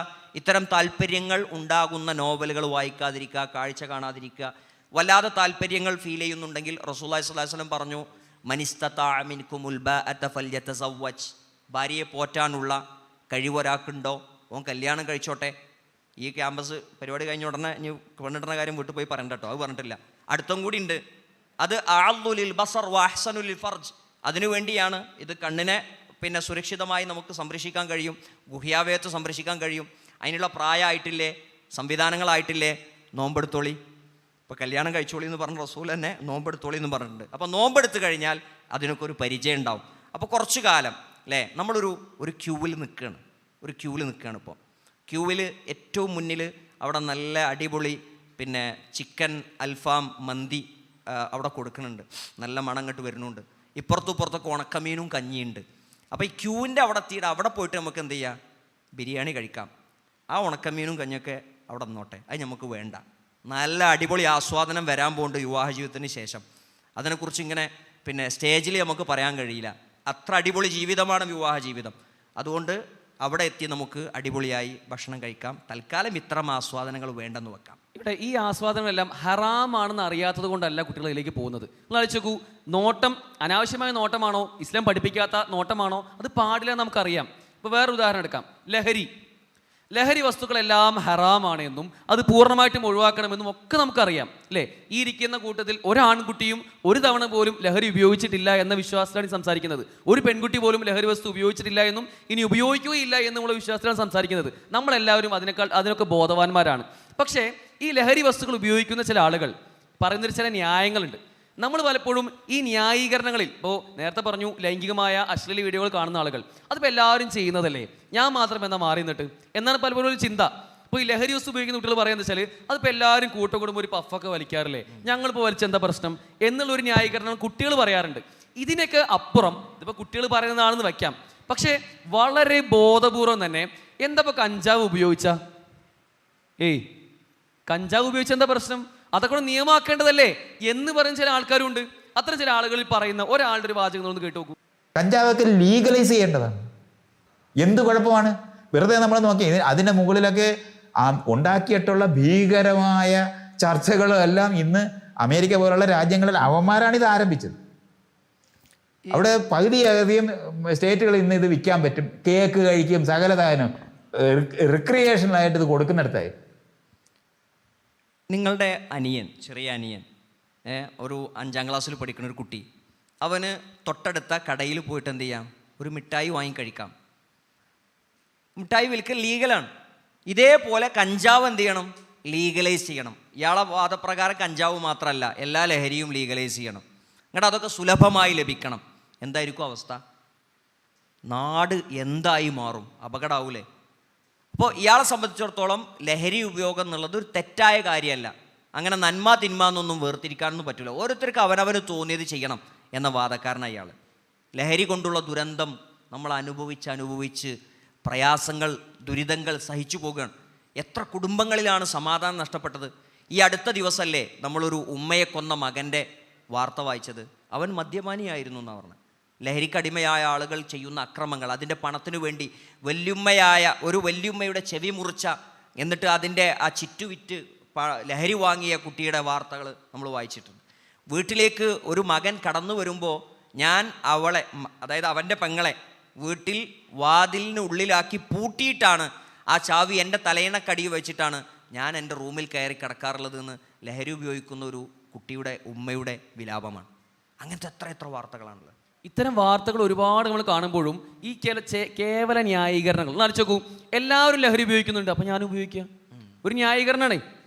എൻ്റെ ക്ലാസ്സിലെ 30 കുട്ടികളിൽ 15 ആളുകൾ ഉപയോഗിക്കുന്നുണ്ട്, അപ്പോൾ പകുതിയോളം ആൾ ഉപയോഗിക്കുന്നുണ്ട്, പിന്നെ ഞാൻ മാത്രം എന്തിനാണ് മാറിയിരിക്കണത് എന്ന് പറയുന്ന വളരെ ബാലിശമായ ന്യായം. ഞാൻ ഉപയോഗിക്കുമ്പോൾ എനിക്ക് എന്തെങ്കിലും പ്രശ്നം ഉണ്ടാവുന്നുണ്ടോ, എൻ്റെ ഭാവി എന്താണ് എന്നൊരു ചിന്ത പോലും ഇല്ലാത്ത അവസ്ഥയിലേക്ക് അവർ പോകുന്നു അല്ലേ. ഇതുപോലെ വേറെ ചില ന്യായീകരണങ്ങളാണ്. ഇപ്പോൾ ഇന്നത്തെ കാലത്ത് ഇപ്പോൾ ഇതൊക്കെ ഉപയോഗിക്കാതെ ഇപ്പം എങ്ങനെ? ഇപ്പോൾ ലഹരികൾ സിഗരറ്റൊക്കെ മാറി, ഇപ്പോൾ ഏറ്റവും പുതിയ സിന്തറ്റിക് ലഹരികൾ എത്തി. ഈ ഒരു സമയത്ത് ഞാനിപ്പോൾ അത് ഉപയോഗിക്കാതെ മാറുന്ന എന്നെ വളരെ മോശമായിട്ട് കാണില്ലേ, വളരെ പ്രാകൃതനെ ചിത്രീകരിക്കില്ലേ എന്ന് പറയുന്നൊരു ന്യായം. ഇങ്ങനെ ലഹരിക്ക് വേണ്ടി പല ന്യായങ്ങളും പറയുന്ന ആളുകളുണ്ട്. ന്യായങ്ങളെ ന്യായങ്ങളായി മാത്രം നമ്മൾ കാണണം, അതിൻ്റെ പോഴത്തങ്ങൾ ബോധ്യപ്പെടുത്തണം. ഇതറിയാതെ പലപ്പോഴും തിന്മയാണെന്ന് പറഞ്ഞു അതിനെ ന്യായീകരിക്കാൻ പോകുന്ന ഇത്തരം ചില ആളുകളുടെ വളരെ മോശപ്പെട്ട, അതായത് സമൂഹത്തിൽ നന്മയെന്നോ ധാർമ്മികതയെന്നോ മൂല്യമെന്നോ ഒരു സാധനം വേണ്ട എന്ന് പറയുന്ന ആളുകൾക്ക് പിന്നാലെ പോകുമ്പോൾ അത് ഭാവിയിൽ നമുക്ക് വലിയ പ്രത്യാഘാതങ്ങൾ ഉണ്ടാക്കുമെന്ന് ചിന്തിക്കേണ്ടതുണ്ട്. യഥാർത്ഥത്തിൽ ഇവിടെ തെളിഞ്ഞു വരുന്നത് നമുക്കൊരു സംഗതി ഹറാമാണോ ഹലാലാണോ ഈ രണ്ട് ഓപ്ഷൻ നമ്മൾ ചിന്തിക്കേണ്ടത്. ഹലാലാണെങ്കിൽ നമുക്ക് ആസ്വദിക്കാം, ഒരു തടസ്സവും അതിനില്ല. എന്നാൽ ഹറാമാണോ, അത് ഇപ്പോൾ നമുക്ക് ചെറിയ കയ്പൊക്കെ ഉണ്ടാവും അത് മാറ്റി നിർത്തുമ്പോൾ. പക്ഷേ ഭാവിയിൽ നമ്മളത് മാറ്റി നിർത്തി കഴിഞ്ഞാൽ നമുക്കതിൽ നന്മ മാത്രമേ ഉണ്ടാവൂ എന്ന് ചിന്തിക്കേണ്ടതുണ്ട്. ഇസ്ലാം ഇവിടെ വിഭാവനം ചെയ്യുന്ന ഈ കാഴ്ചപ്പാട് അത്രമേൽ മനോഹരമാണ്. ഈ ലഹരി ഉപയോഗിക്കുന്ന ഒരാൾ, അയാൾക്ക് എന്താണ് നാളെ പരലോകത്ത് ലഭിക്കാനിരിക്കുന്നത്? റസൂലുള്ളാഹി സ്വല്ലല്ലാഹു അലൈഹി വസല്ലം പറഞ്ഞു, റഗദത്തുൽ ഖബാലും തീനത്തുൽ ഖബാലുമാണെന്ന്. ഇത് നരകാവകാശികളുടെ ശരീരത്തിൽ നിന്നുണ്ടായ മുറിവിൽ നിന്ന് ഒഴുകി വരുന്ന ജലമാണ് അവരെ കുടിപ്പിക്കുക, അവരുടെ രക്തമാണ് അവരെ കുടിപ്പിക്കുക. അത് നല്ല തണുപ്പുണ്ടാവില്ല, നല്ല ചുടുരക്തമാണ്. തൊണ്ടയിലേക്ക് ഇറങ്ങിക്കഴിഞ്ഞാൽ തൊണ്ട മുഴുവൻ കരിഞ്ഞു പോകുന്ന, ആന്തരികാവയവങ്ങൾ മുഴുവൻ കരിഞ്ഞു പോകുന്ന വെള്ളമാണ് പരലോകത്ത് കുടിക്കാൻ കൊടുക്കുക. അത്ര വലിയ നഷ്ടമാണ് പരലോകത്തുണ്ടാവുക. ഹലാലായ സംഗതികളാണെങ്കിൽ അത് നമ്മൾ ഉപയോഗിക്കാൻ നമുക്ക് അനുവാദമുണ്ട്. ഈ ഹലാൽ ഹറാമ് എന്നൊക്കെ കേൾക്കുമ്പോൾ നമ്മളെ സംബന്ധിച്ചിടത്തോളം ചില ആളുകളെങ്കിൽ വിചാരിക്കുക നമുക്ക് കുറേ വിലക്കുകളാണ് കൂടുതലുള്ളത് എന്നാണ്. ഇസ്ലാമിൽ കുറേ തടസ്സങ്ങളുണ്ട് എന്നാണ് പലരുടെയും വിചാരം. ഹറാമുകളാണോ ഹലാലുകളാണോ ഇസ്ലാമിക നിയമങ്ങളിൽ കൂടുതലുള്ളതെന്ന് ചോദിച്ചാൽ ഒറ്റൊത്തരുള്ളൂ, ഹലാലുകളാണ് കൂടുതൽ. ഹറാമുകളാണ് കൂടുതൽ എന്നുള്ളത് പിശാച് ഉണ്ടാക്കി കൊണ്ടുവരുന്ന ഒരു ചിന്ത മാത്രമാണ്. നമുക്ക് ഇഷ്ടമുള്ള ഭക്ഷണം കഴിക്കാം, ഏത് രാജ്യത്തിൻ്റെയും, ചൈനീസ് ആകട്ടെ അറേബ്യൻ ആകട്ടെ, അങ്ങനെ ഏത് രാജ്യത്തിൻ്റെയും ഏത് ഭക്ഷണവും നമുക്ക് കഴിക്കാം. ഹലാൽ ഹലാൽ നിർണിതമായി എണ്ണി പറഞ്ഞു. എന്താ? തേറ്റ കൊണ്ട് ഭക്ഷണം കഴിക്കുന്ന മൃഗങ്ങൾ കഴിക്കാൻ പാടില്ല, പന്നി കഴിക്കാൻ പാടില്ല, അതുപോലെ തന്നെ നഖം കൊണ്ട് ഇരയെ പിടിക്കുന്ന പക്ഷികളെ കഴിക്കാൻ പറ്റില്ല. ബാക്കിയെല്ലാം ജ്യൂസ് കുടിക്കുക, ബിരിയാണി കഴിക്കുക, ചിക്കനിലെ ഏത് ഐറ്റംസും കഴിക്കുക, എല്ലാ ഭക്ഷണവും ഹലാൽ, ഒക്കെ ഹലാല. വെള്ളം, എല്ലാ വെള്ളവും കുടിക്കുക. മദ്യം കഴിക്കാൻ പാടില്ല എന്ന് പറഞ്ഞു.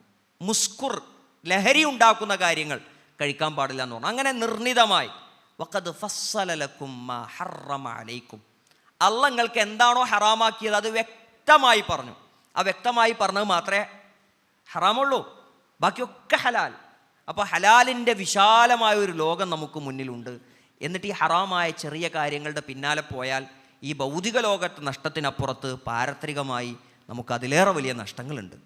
സഹോദരങ്ങളെ, നമ്മളെല്ലാവരും ഈ പറയപ്പെട്ട കാര്യങ്ങളെക്കുറിച്ച് കൃത്യമായ ബോധ്യമുള്ള ആളുകളാണ്. ഹറാമുകൾ ഏതാണ്, ഹലാലുകൾ ഏതാണെന്ന് കൃത്യമായ ധാരണ നമുക്കുണ്ട്. പക്ഷേ ഇപ്പോഴും നമ്മളല്ലാത്ത ഒരു കൂട്ടം വിദ്യാർത്ഥികൾ ഇത്തരം ഹറാമുകളിലേക്കും തിന്മകളിലേക്കും തോന്നിവാസങ്ങളിലേക്കും പോകുന്നതിന് ഇത്തരം ചില ആശയ പരിസരങ്ങൾ, നേരത്തെ കണ്ട വീഡിയോയിലുള്ള ചില ആശയ പരിസരങ്ങൾ ഒരുങ്ങുന്നുണ്ട്. നമ്മൾ അതിനെതിരെ ശക്തമായി പോരാടേണ്ട ആളുകളാണ്. വിസ്ഡം സ്റ്റുഡൻസ് സംഘടിപ്പിക്കുന്ന വ്യത്യസ്തങ്ങളായ പദ്ധതികൾ യഥാർത്ഥത്തിൽ ഇതാണ് സംവദിക്കുന്നത്. നിങ്ങൾ ആലോചിച്ച് നോക്കൂ, ഈ ഒരു ക്യാമ്പസ് കോൺഫറൻസിൻ്റെ ഭാഗമായി തന്നെ പാലക്കാട് ജില്ലയിലെ വ്യത്യസ്തങ്ങളായ ക്യാമ്പസുകളുടെ മുന്നിലും സ്കൂളുകളുടെ മുമ്പിലും തെരുവുകളിലും അങ്ങാടികളിലും എല്ലാം ലഹരിക്കെതിരെയും ലിബറലിസത്തിനെതിരെയും ഒക്കെ ശക്തമായി പ്രതികരിച്ച കൂട്ടായ്മയാണ് വിസ്ഡം സ്റ്റുഡൻസ്. അതുകൊണ്ട് തന്നെ ഈ തിന്മകൾ ഇങ്ങനെ വ്യാപിച്ചു വരുമ്പോൾ നമ്മൾ ഒരിക്കലും മൗനം പാലിക്കാൻ നമുക്ക് കഴിയില്ല. നമ്മളെ കൊണ്ടാവുന്ന രൂപത്തിൽ ഇതിനെതിരെ ശബ്ദിക്കാൻ പ്രാപ്തരാവേണ്ടതുണ്ട്. ഈ ഒരു ക്യാമ്പസ് കോൺഫറൻസും യഥാർത്ഥത്തിൽ അത്തരം ചില അവസരങ്ങളാണ് യഥാർത്ഥത്തിൽ വിസ്ഡം സ്റ്റുഡൻസ് ഒരുക്കുന്നത്. അതുകൊണ്ട് നമ്മുടെ ക്യാമ്പസുകളിലേക്ക് വരുമ്പോൾ പുരോഗമനം എന്ന പേരിൽ പല സാധനങ്ങളും ഇനിയും വരും. നിങ്ങൾ അടിച്ചു 2025 ആയിട്ടുള്ളൂ, ഇപ്പോഴും പുരോഗമനത്തിൻ്റെ വ്യാഖ്യാനത്തിലേക്ക് അവർ എത്തിയിട്ടില്ല. ഇപ്പോൾ സ്ക്രീനിൽ ചില ചിത്രങ്ങൾ കാണാം. നിങ്ങൾക്ക് ചില ചിത്രങ്ങൾ വ്യാഖ്യാനിക്കുന്നത് ക്യാമ്പസുകളിൽ ഇതൊക്കെ പുരോഗമനത്തിൻ്റെ പേരിൽ കാണിക്കാനുള്ള ചില ന്യായങ്ങൾ അവർ പറയുന്നത് ആലോചിച്ച് നോക്കൂ.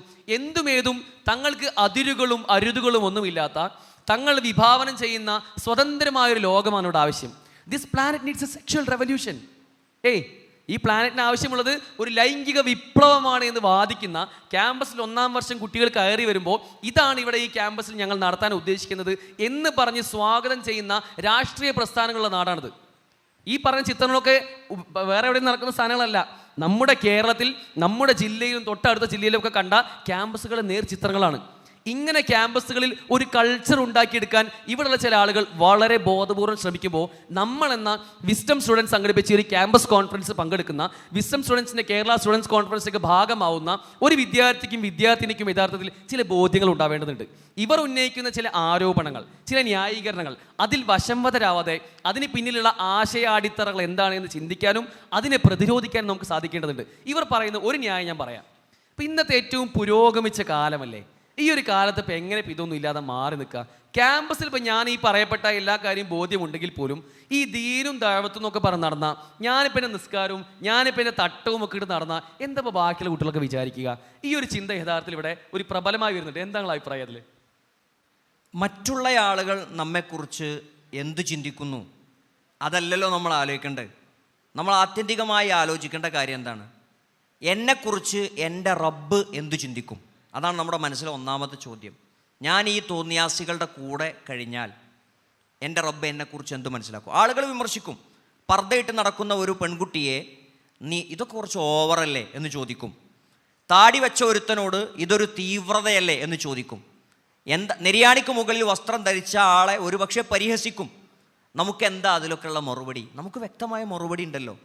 നീയൊക്കെ നിൻ്റെ ഇഷ്ടങ്ങൾ തിരഞ്ഞെടുക്കുന്നത് ഏതെങ്കിലും സിനിമയിൽ നിന്നോ സംഗീതജ്ഞരിൽ നിന്നോ നീ ഇഷ്ടപ്പെട്ട നടീനടന്മാരിൽ നിന്നൊക്കെയാണ്. ഞാൻ എൻ്റെ നിലപാടുകളും എൻ്റെ വസ്ത്രവും എൻ്റെ ജീവിത രീതികളുമൊക്കെ ഞാൻ തിരഞ്ഞെടുക്കുന്നത് നിങ്ങളെ എല്ലാവരെയും പടച്ച ലോകരക്ഷിതാവായ റബ്ബിൽ നിന്നാണ്. നിങ്ങൾ സമൂഹത്തിൻ്റെയും സിനിമകളുടെയും ഒക്കെ അടിമയായി ജീവിക്കുമ്പോൾ ഞാൻ അവയെല്ലാം പടച്ച അല്ലെങ്കിൽ അതിനെല്ലാം കാരണക്കാരനായ ലോകരക്ഷിതാവിൻ്റെ അടിമയായി ഞാൻ ജീവിക്കുന്നു. അങ്ങനെ പറയാനാണല്ലോ നമുക്ക് സൗകര്യം. അതാണല്ലോ ഏറ്റവും യുക്തിപരമായ കാര്യം. അപ്പോൾ ആളുകളുടെ വിമർശനം എന്താണ് എന്ന് നോക്കേണ്ട ആവശ്യം നമുക്കില്ല. നമ്മെ സംബന്ധിച്ചിടത്തോളം നമ്മുടെ ദീൻ അനുസരിച്ച് നമ്മൾ ജീവിക്കുക എന്നത് തന്നെയാണ് നമുക്ക് ഏറ്റവും പ്രാധാന്യമുള്ള കാര്യം. അതുപോലെ ചില ആളുകൾ പറയാറുള്ളത്, ക്യാമ്പസിലേക്ക് നമ്മൾ നമ്മുടെ ഈ ഒരു ദീൻ ഇവിടെ ഈ ഒരു ക്യാമ്പസ് കോൺഫറൻസിൽ മനസ്സിലാക്കിയ ഈ ഒരു ദീൻ അനുസരിച്ച് നമ്മൾ ജീവിക്കാൻ പോകുമ്പോൾ ചില ആളുകളൊക്കെ കൂട്ടം കൂടുമ്പോൾ പറയാറുണ്ട്, അപ്പോൾ ഇതൊക്കെ ഇന്നത്തെ കാലത്ത് വളരെ പോസിറ്റീവായി നമ്മൾ കാണേണ്ട കാര്യമല്ലേ, കാലം മുന്നോട്ട് പോവല്ലേ, ഈ സമയത്തും പ്രാകൃതമായ ചില കാര്യങ്ങളിലേക്ക് നിങ്ങൾ പോവുകയാണോ? ഈ ഒരു ദീൻ ഇതൊക്കെ കുറച്ചൊക്കെ ഒന്ന് മാറ്റി വെച്ചപ്പോൾ എന്താ പ്രശ്നം? നീ ഇപ്പോൾ ഈ പറഞ്ഞ തീവ്രത എന്ന് പറഞ്ഞു, ഈ തീവ്രതയിലേക്കൊന്നും പോകണ്ട. ഇപ്പോൾ ദീൻ നമസ്കാരം എന്ന് പറഞ്ഞാൽ 5 നേരം നിസ്കരിക്കണം. ഇതിപ്പോൾ 5 നേരമൊക്കെ 1-2 നേരം നിസ്കരിച്ചാൽ പോരെ? ഖുറാനൊക്കെ ഓതാ പറഞ്ഞു, എന്നും ഖുറാനോത്, എന്തൊരു ബുദ്ധിമുട്ടപ്പോൾ അതൊക്കെ എന്ന് പറയുന്ന എല്ലാത്തിനെയും നോർമലാക്കി, അതൊന്നും ഇല്ലെങ്കിലും വലിയ പ്രശ്നമൊന്നുമില്ല എന്ന് പറയുന്ന ഒരു ഡൈല്യൂട്ട് ചെയ്യുന്ന ദീനിൽ ചില കാര്യങ്ങളൊക്കെ അത് ഇത്ര സ്ട്രോങ് ആയിട്ടൊന്നും കൊണ്ടു നടക്കേണ്ട ആവശ്യമൊന്നുമില്ല. നമുക്ക് ഇഷ്ടമുള്ള പോലെ നമുക്ക് എന്താണോ തോന്നുന്നത്, നമ്മുടെ ആസ്വാദനം എന്താണോ അതനുസരിച്ചൊക്കെ പോയാൽ മതി എന്ന് പറയുന്നൊരു ന്യായം കൂടി ഇവിടെ കാണാൻ കഴിയും. നമുക്ക് മതപരമായ കാര്യങ്ങൾ ചെയ്യുമ്പോഴുള്ള ഒരു അനുഭൂതി അത് നമുക്കേ മനസ്സിലാവുള്ളൂ. ആരാധനകൾക്കൊരു ഹലാവത്തുണ്ട്, ഹലാവത്തുൽ ഈമാൻ. അത് ശരിക്കും നമുക്കേ മനസ്സിലാവുള്ളൂ, ആരാധനകൾ ചെയ്യുന്ന ആളുകൾക്കേ മനസ്സിലാവുള്ളൂ. അപ്പം നമ്മൾ ക്യാമ്പസിലെ എല്ലാ കുട്ടികളും നിസ്കാരത്തിന് ബാങ്ക് കൊടുത്താൽ അവർ നിസ്കരിക്കാൻ പോണില്ല. പക്ഷെ നമ്മൾ ബാങ്ക് കൊടുത്ത് ഒരു ഇടവേള ഉണ്ട്, ഉച്ചയുടെ ഇടവേള, ഭക്ഷണം കഴിച്ച് നമുക്ക് പള്ളിയിൽ പോയി നിസ്കരിച്ച് വരാനുള്ള സമയമുണ്ട്. അല്ലെങ്കിൽ നമ്മുടെ ക്യാമ്പസിൻ്റെ തന്നെ ഏതെങ്കിലും ഒരു പ്രയർ ഹാളിൽ നമുക്ക് നിസ്കരിക്കാനുള്ള സൗകര്യമുണ്ട്. അവിടേക്ക് കൂടുതൽ കുട്ടികൾ പോണില്ല. നമ്മളൊരു പ്രോഗ്രാമിന് പോയി, ഒരു ഫംഗ്ഷന് പോയി, ആ ഫംഗ്ഷനിൽ നിസ്കാരത്തിന് വേണ്ടി ബാങ്ക് കൊടുത്തു, ബാങ്ക് നമ്മൾ കേട്ടു, അല്ലെങ്കിൽ മൊബൈലിൽ നമ്മുടെ അടുത്ത് ആപ്ലിക്കേഷൻ ഉണ്ട്, അതിൽ ബാങ്ക് കൊടുത്തു. നമ്മുടെ മനസ്സിൽ ബോധം വേണം. എന്താ ബോധം? എനിക്ക് നിസ്കരിക്കാൻ സമയമായി. അപ്പോൾ ഇവിടുന്ന് ഞാൻ അങ്ങനെ പോയാൽ ഓലെന്താ വിചാരിക്കുക? അത് നോക്കേണ്ട ആവശ്യം നമുക്കുണ്ടോ? എനിക്കെൻ്റെ റബ്ബ് കൽപ്പിച്ച സമയമായിക്കണ്, ഞാൻ അഭിമാനത്തോടു കൂടി ഞാൻ അവിടുന്ന് പോകും. ക്യാമ്പസിൽ കുറേ കൾച്ചറുകൾ ഉണ്ടാവും, കുറേ തോന്നിയാസങ്ങൾ ഉണ്ടാവും. ഞാൻ അതിൽ പങ്കെടുക്കൂല എന്നത് അവർക്ക് ബോധ്യപ്പെടണം, മനസ്സിലാവണം. മനസ്സിലായി കഴിഞ്ഞാൽ പിന്നീട് ഓല് പറയും, നോക്ക് ഇങ്ങനൊരു പരിപാടി വരാണ്ട് ജയിൽ വരണ്ട കേട്ടോ എന്ന് നമ്മളോട് ഇങ്ങോട്ട് പറയുന്ന സാഹചര്യം വരും. നമ്മുടെ നിലപാടുകളും ഇപ്പോൾ നമ്മൾ കൂട്ടുകാരോടൊത്ത് യാത്ര ചെയ്യുമ്പോൾ ബാങ്ക് കൊടുത്താൽ കൂട്ടുകാർ വണ്ടി നിർത്തും, എന്നാൽ അടുത്ത പള്ളി ഇനി ഇവിടെ കേട്ടോ, അവിടെ കയറി നിസ്കരിച്ച് പോര് എന്ന് നമ്മുടെ കൂട്ടുകാർ നമ്മളോട് പറയുന്ന അവസ്ഥ വരും. അതിലൊക്കെ നമുക്കൊരു അഭിമാനം. പിന്നെ ഇന്ന് തട്ടം നീളം കുറഞ്ഞിട്ടുണ്ടല്ലോ എന്ന് നമ്മുടെ കൂട്ടുകാരികൾ നമ്മളോട് ചോദിക്കും. ശരിക്കാണ് മറിഞ്ഞിട്ടില്ലല്ലോ, കഴുത്തിൻ്റെ ഇവിടെ കാണുന്നുണ്ടല്ലോ, എന്തേ പറ്റിയത്, പിന്ന് കുത്തിയ ശരിയായിട്ടില്ലേ എന്ന് നമ്മുടെ കൂട്ടുകാരികൾ നമ്മളോട് ചോദിക്കും. ആ ഒരു അവസ്ഥയിലേക്ക് നമ്മുടെ മതപരമായ നമ്മുടെ ലെവൽ അത് ഉയർത്തുക എന്നുള്ളതാണ് ഈ ഭൂമി ലോകത്തെ ജീവിതത്തിന് സൗകര്യപ്രദമായ കാര്യം. തീർച്ചയായിട്ടും ഇങ്ങനെ പറയുമ്പോൾ നമ്മൾ മതം മാത്രം നോക്കി മാറി നിന്ന് നമ്മുടെ മതവും നമ്മുടെ നമസ്കാരവും നമ്മുടെ ഖുർആനും മാത്രമേ മാറി നിൽക്കുന്നല്ല പറഞ്ഞത്. നമ്മൾ സൊസൈറ്റിയുടെ ഭാഗമായി കഴിഞ്ഞാൽ തീർച്ചയായും ഇതുപോലെ ഒരു ചേർത്ത് പിടിക്കൽ, നമ്മളെന്ന മുസ്ലിമിൻ്റെ ഐഡൻറ്റിറ്റി കാത്തു സൂക്ഷിച്ചുകൊണ്ട് തന്നെ നമ്മളെ മുസ്ലിമായി ജീവിക്കാൻ നമ്മുടെ കൂട്ടുകാരും പ്രേരിപ്പിക്കുകയും അത് പ്രോത്സാഹിപ്പിക്കുകയും ചെയ്യുന്നുള്ളതാണ്.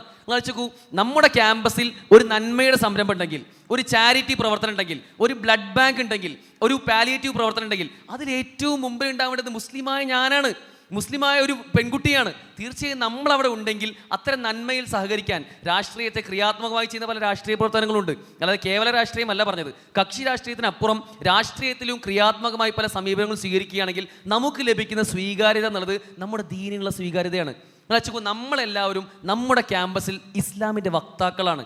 നമ്മുടെ ക്യാമ്പസിൽ താടി വെച്ചൊരു കുട്ടി ഉണ്ടെങ്കിൽ നമ്മുടെ വസ്ത്രധാരണത്തിൻ്റെ അളവ് നമുക്കറിയാം. ആൺകുട്ടികൾക്ക് നെരിയാണിക്ക് താഴെ വസ്ത്രം ഇറങ്ങാൻ പാടില്ല. പെൺകുട്ടികൾ ഈ പറഞ്ഞ പോലെ ഹിജാബ് ധരിച്ചുകൊണ്ട് തൻ്റെ മുഖവും മുൻകൈയും ഒഴികെ ബാക്കിയൊന്നും പുറത്ത് കാണിക്കാൻ പാടില്ല.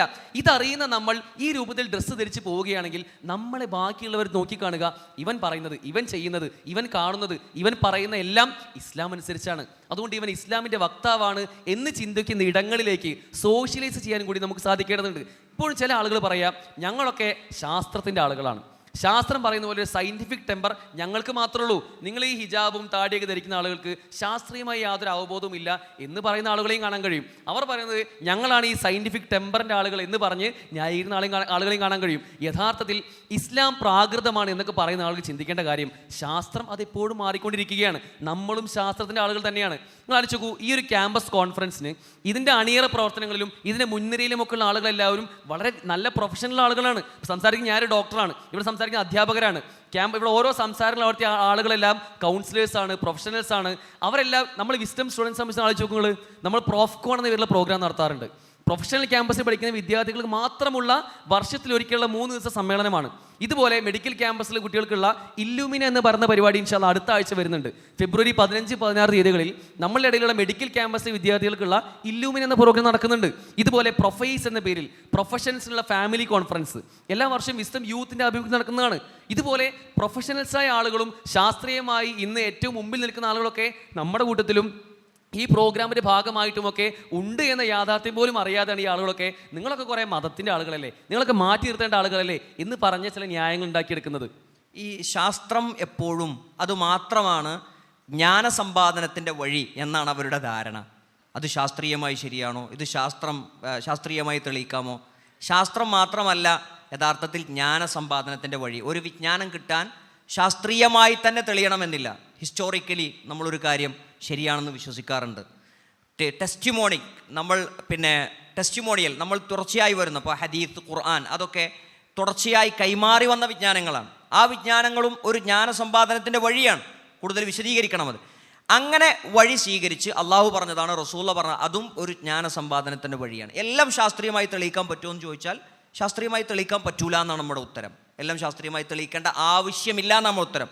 നിൻ്റെ ചോദ്യം തന്നെ പെശകാണ് നമ്മുടെ ഉത്തരം. ദൈവമുണ്ടോ എന്ന ചോദ്യത്തിൻ്റെ ഉത്തരം അത് ശാസ്ത്രീയമായി തെളിയിക്കേണ്ട ഒരു ചോദ്യമേ അല്ല. അപ്പോൾ സയൻറ്റിസം പറഞ്ഞ് മതത്തെ വിമർശിക്കുന്ന ആളുകൾ യഥാർത്ഥത്തിൽ ഇസ്ലാം ഇത്തരം സയൻസിന്, ശാസ്ത്രീയ ഗവേഷണങ്ങൾക്ക് നൽകിയിട്ടുള്ള പ്രാധാന്യങ്ങളെക്കുറിച്ച് അറിയാതെയാണ് സംസാരിക്കുന്നത്. നമ്മൾ ഒരു ഡോക്യുമെൻ്ററി ഇറക്കിയിട്ടുണ്ട്. ആ ഡോക്യുമെൻ്ററിയിൽ ഇസ്ലാം എത്രമാത്രം ശാസ്ത്രത്തിന് പ്രാധാന്യം കൊടുത്തിട്ടുണ്ട്, ശാസ്ത്രീയ ഗവേഷണങ്ങൾക്ക് മുസ്ലിങ്ങൾ എത്രമാത്രം മുന്നിൽ നിന്നിട്ടുണ്ട് എന്നതിനെക്കുറിച്ച് ആ ഡോക്യുമെൻ്ററി കണ്ട് കൂടുതൽ കാര്യങ്ങൾ മനസ്സിലാക്കണം എന്നുകൂടി ഓർമ്മപ്പെടുത്തുക. യെസ്, ഇവിടെ ഈ ഒരു ക്യാമ്പസ് ചാറ്റ് ഇവിടെ സമാപിക്കുമ്പോൾ ചില കാര്യങ്ങൾ കൂട്ടിച്ചേർക്കാനുള്ളത്, സാധാരണ നമ്മളെല്ലാവരും നമ്മുടെ ക്യാമ്പസിൽ ഈ ഒരു പ്രോഗ്രാം കഴിഞ്ഞ് പോകുമ്പോൾ യഥാർത്ഥത്തിൽ ഇസ്ലാമിൻ്റെ വക്താക്കളായിക്കൊണ്ട്, മുസ്ലിമീങ്ങളായിക്കൊണ്ട് ക്യാമ്പസിലേക്ക് എത്തുന്ന ആളുകളാണ്. അവിടെ യഥാർത്ഥത്തിൽ ഒരു ഹിജാബ് ധരിക്കുന്ന ഒരു പെൺകുട്ടി, നമ്മളൊരു താടി വയ്ക്കുന്ന ഒരു ആൺകുട്ടി, അല്ലെങ്കിൽ ഇസ്ലാമികമായ ഒരു ആരാധന ചെയ്യുന്ന, ഒരു ദിക്ർ ചൊല്ലുന്ന ഒരു ആൺകുട്ടി എന്ന നിലയ്ക്ക് നമുക്കൊരു അഭിമാന ബോധമാണ് ഉണ്ടാവേണ്ടത്. ഞാൻ എന്ന വ്യക്തി എൻ്റെ ക്യാമ്പസിൽ ഇസ്ലാമിനെ പ്രതിനിധീകരിക്കുന്ന അതിൻ്റെ വക്താവായ ഒരാളാണ് എന്ന ചിന്തയാണ് നമുക്കുണ്ടാവേണ്ടത്. ഈ ഒരു ചിന്ത ഉണ്ടാകുന്ന എപ്പോഴാണെന്ന് വെച്ചാൽ നമുക്ക് ദീനിലൊരു തൃപ്തി ഉണ്ടാകുമ്പോഴാണ്. നിങ്ങൾ അടിച്ചു, എന്നും രാവിലെ പ്രാർത്ഥിക്കേണ്ട ഒരു പ്രാർത്ഥന ഉണ്ട്, റളീതു ബില്ലാഹി റബ്ബൻ വബിൽ ഇസ്ലാമി ദീനൻ വബി മുഹമ്മദിൻ നബിയ. ഞാൻ അള്ളാഹു റബ്ബായിക്കൊണ്ടും ഈ ഒരു ഇസ്ലാമിനെ ദീനായിക്കൊണ്ടും പ്രവാചകൻ സല്ലല്ലാഹു അലൈഹി വസല്ലം എൻ്റെ റസൂലായിക്കൊണ്ടും ഞാൻ തൃപ്തിപ്പെട്ടിരിക്കുന്ന റബ്ബേ എന്ന് എന്നും രാവിലെ പ്രാർത്ഥിക്കുന്ന ഒരു മുസ്ലിമിന് പിന്നെ എങ്ങനെയാണ് ക്യാമ്പസിലുള്ള ഇത്തരത്തിലുള്ള എന്ത് ആരോപണങ്ങളാവട്ടെ, എന്ത് ആക്രോശങ്ങളാവട്ടെ, എന്ത് ആഘോഷങ്ങളാവട്ടെ, ഇതിനൊക്കെ വളരെ സരസമായി തന്നെ പോസിറ്റീവായി നേരിടാൻ കഴിയില്ലേ? നമുക്ക് തീർച്ചയായിട്ടും കഴിയും. ഇസ്ലാം അനുസരിച്ച് ജീവിക്കുക എന്ന് തന്നെയാണ് ആത്യന്തികമായ പരിഹാരം. ഹറാമുകൾ എവിടെയാണോ അവിടെ ഞാനില്ല, ഹലാലുകൾ എവിടെയാണോ അവിടെ ഞാനുണ്ട്. എന്തെല്ലാമാണോ ക്യാമ്പസിൽ നന്മകളുള്ളത്, ക്രിയാത്മകതകളുള്ളത്, അവിടെ ഞാൻ ഉണ്ടാവും എന്ന് ഉറപ്പിക്കുന്ന അഭിമാനബോധമുള്ളൊരു മുസ്ലിം ആവാൻ നമുക്ക് സാധിക്കേണ്ടതുണ്ട്. ജീവിതത്തിൽ ചിലപ്പോഴെങ്കിലും അബദ്ധങ്ങൾ സംഭവിച്ചു പോയിട്ടുണ്ടാകും.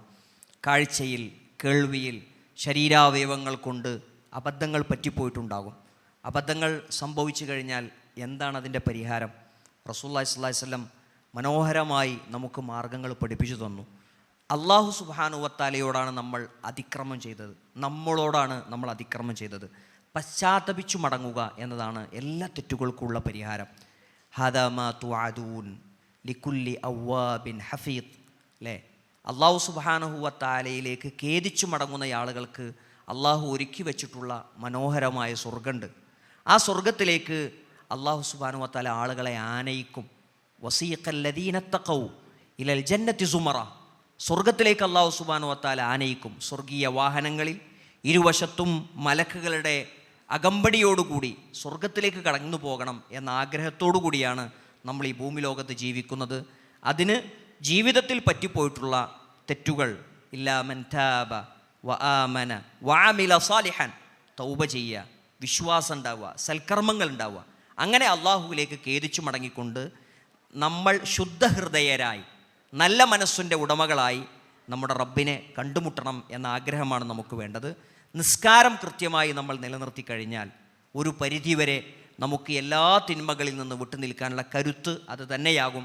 അങ്ങനെ ദിക്റുകളിലൂടെ, ഇബാദത്തുകളിലൂടെ, നന്മകളിലൂടെ ഈ ഫിത്നയുടെ കാലഘട്ടത്തിൽ സൽക്കർമ്മങ്ങളിലൂടെയാണ് നമുക്കതിനോടുള്ള പോരാട്ടം നമ്മൾ നയിക്കേണ്ടത്. അല്ലാഹു സുബ്ഹാനഹു വ തആലയോട് ആത്മാർത്ഥമായി നന്മയിൽ തന്നെയാകാനുള്ള പ്രാർത്ഥനകളും നമ്മൾ തുടർത്തേണ്ടതുണ്ട്. തീർച്ചയായും അതിശക്തമായ പ്രാർത്ഥനയോടുകൂടി ഇവിടെ നിന്ന് ലഭിച്ച ഊർജ്ജത്തോടു കൂടി തന്നെയാണ് ഈ ഒരു ക്യാമ്പസ് ചാറ്റ് കഴിഞ്ഞ് പോകുമ്പോൾ, ഈ ഒരു ക്യാമ്പസ് കോൺഫറൻസ് കഴിഞ്ഞ് പോകുമ്പോൾ നമ്മുടെ ക്യാമ്പസുകളിൽ നമ്മൾ എത്തുന്നത്.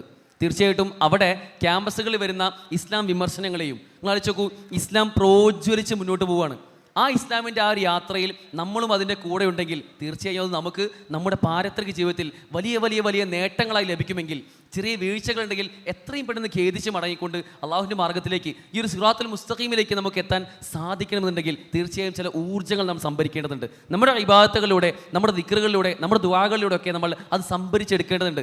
സഹോദരങ്ങളെ, ഇസ്ലാം അത് ഒരിക്കലും തകരുകയില്ല. ഇസ്ലാം അതൊരിക്കലും താഴോട്ട് പോവുകയില്ല. ഇസ്ലാം താഴ്ന്നു, ഇസ്ലാം നശിച്ചു, ഇസ്ലാം ഇല്ലാതായി എന്ന് പറഞ്ഞ ചില കാലങ്ങളുണ്ടായിരുന്നു. പണ്ട് കുരിശ് യുദ്ധം നടന്ന സമയത്ത്, ചെങ്കിസ് ഖാന്റെ പടയോട്ടം നടന്ന സമയത്ത്, ഓറിയന്റലിസ്റ്റുകൾ ശക്തി പ്രാപിച്ച സമയത്ത്, അല്ലെങ്കിൽ സയന്റിസത്തിന്റെ ആളുകൾ ശാസ്ത്രം മാത്രമാണ് ശരി, science is the main thing, God is dead എന്ന് പറഞ്ഞ കാലത്ത്, അതിനുമപ്പുറം ഇപ്പോൾ ഏറ്റവും ഒടുവിൽ നവനാസ്തികർ ഇസ്ലാമിനെതിരെയുള്ള വിഷം പടർത്തിക്കൊണ്ടിരിക്കുന്ന സമയത്ത് ഇവിടെയെല്ലാം ഇസ്ലാം താഴോട്ട് പോയിട്ടില്ല. ഇസ്ലാം പ്രോജ്വലിച്ച് പ്രകാശപൂരിതമായി മുന്നോട്ട് വന്നിട്ടേ ഉള്ളൂ. അതുകൊണ്ട് ഈ ഒരു ക്യാമ്പസ് കോൺഫറൻസിൽ പങ്കെടുക്കുന്ന വിദ്യാർത്ഥികൾ തീർച്ചയായും ഈ ഒരു ദീനിൻ്റെ വക്താക്കളായിക്കൊണ്ട് നാളെ ക്യാമ്പസുകളിൽ അഭിമാനബോധമുള്ള, യഥാർത്ഥത്തിൽ ഇസ്സത്തുള്ള മുസ്ലിങ്ങളായിട്ട് മാറാൻ നമുക്ക് സാധിക്കേണ്ടതുണ്ട്. ആ ഒരു ഐഡന്റിറ്റി കാത്തു സൂക്ഷിച്ച് നമുക്ക് മുന്നോട്ട് പോകാൻ കഴിയട്ടെ എന്ന് പ്രാർത്ഥിക്കുകയാണ്. ഈ ഒരു അവസരത്തിൽ അതിന് പ്രത്യാശിക്കുകയാണ്. അള്ളാഹു അതിന് തൗഫീഖ് നൽകി അനുഗ്രഹിക്കുമാറാകട്ടെ. വാഹിർ ദവാന അനിൽ അൽഹംദുലില്ലാഹി റബ്ബിൽ ആലമീൻ. അസ്സലാമു അലൈക്കും വറഹ്മത്തുള്ളാഹി വബറകാതുഹു.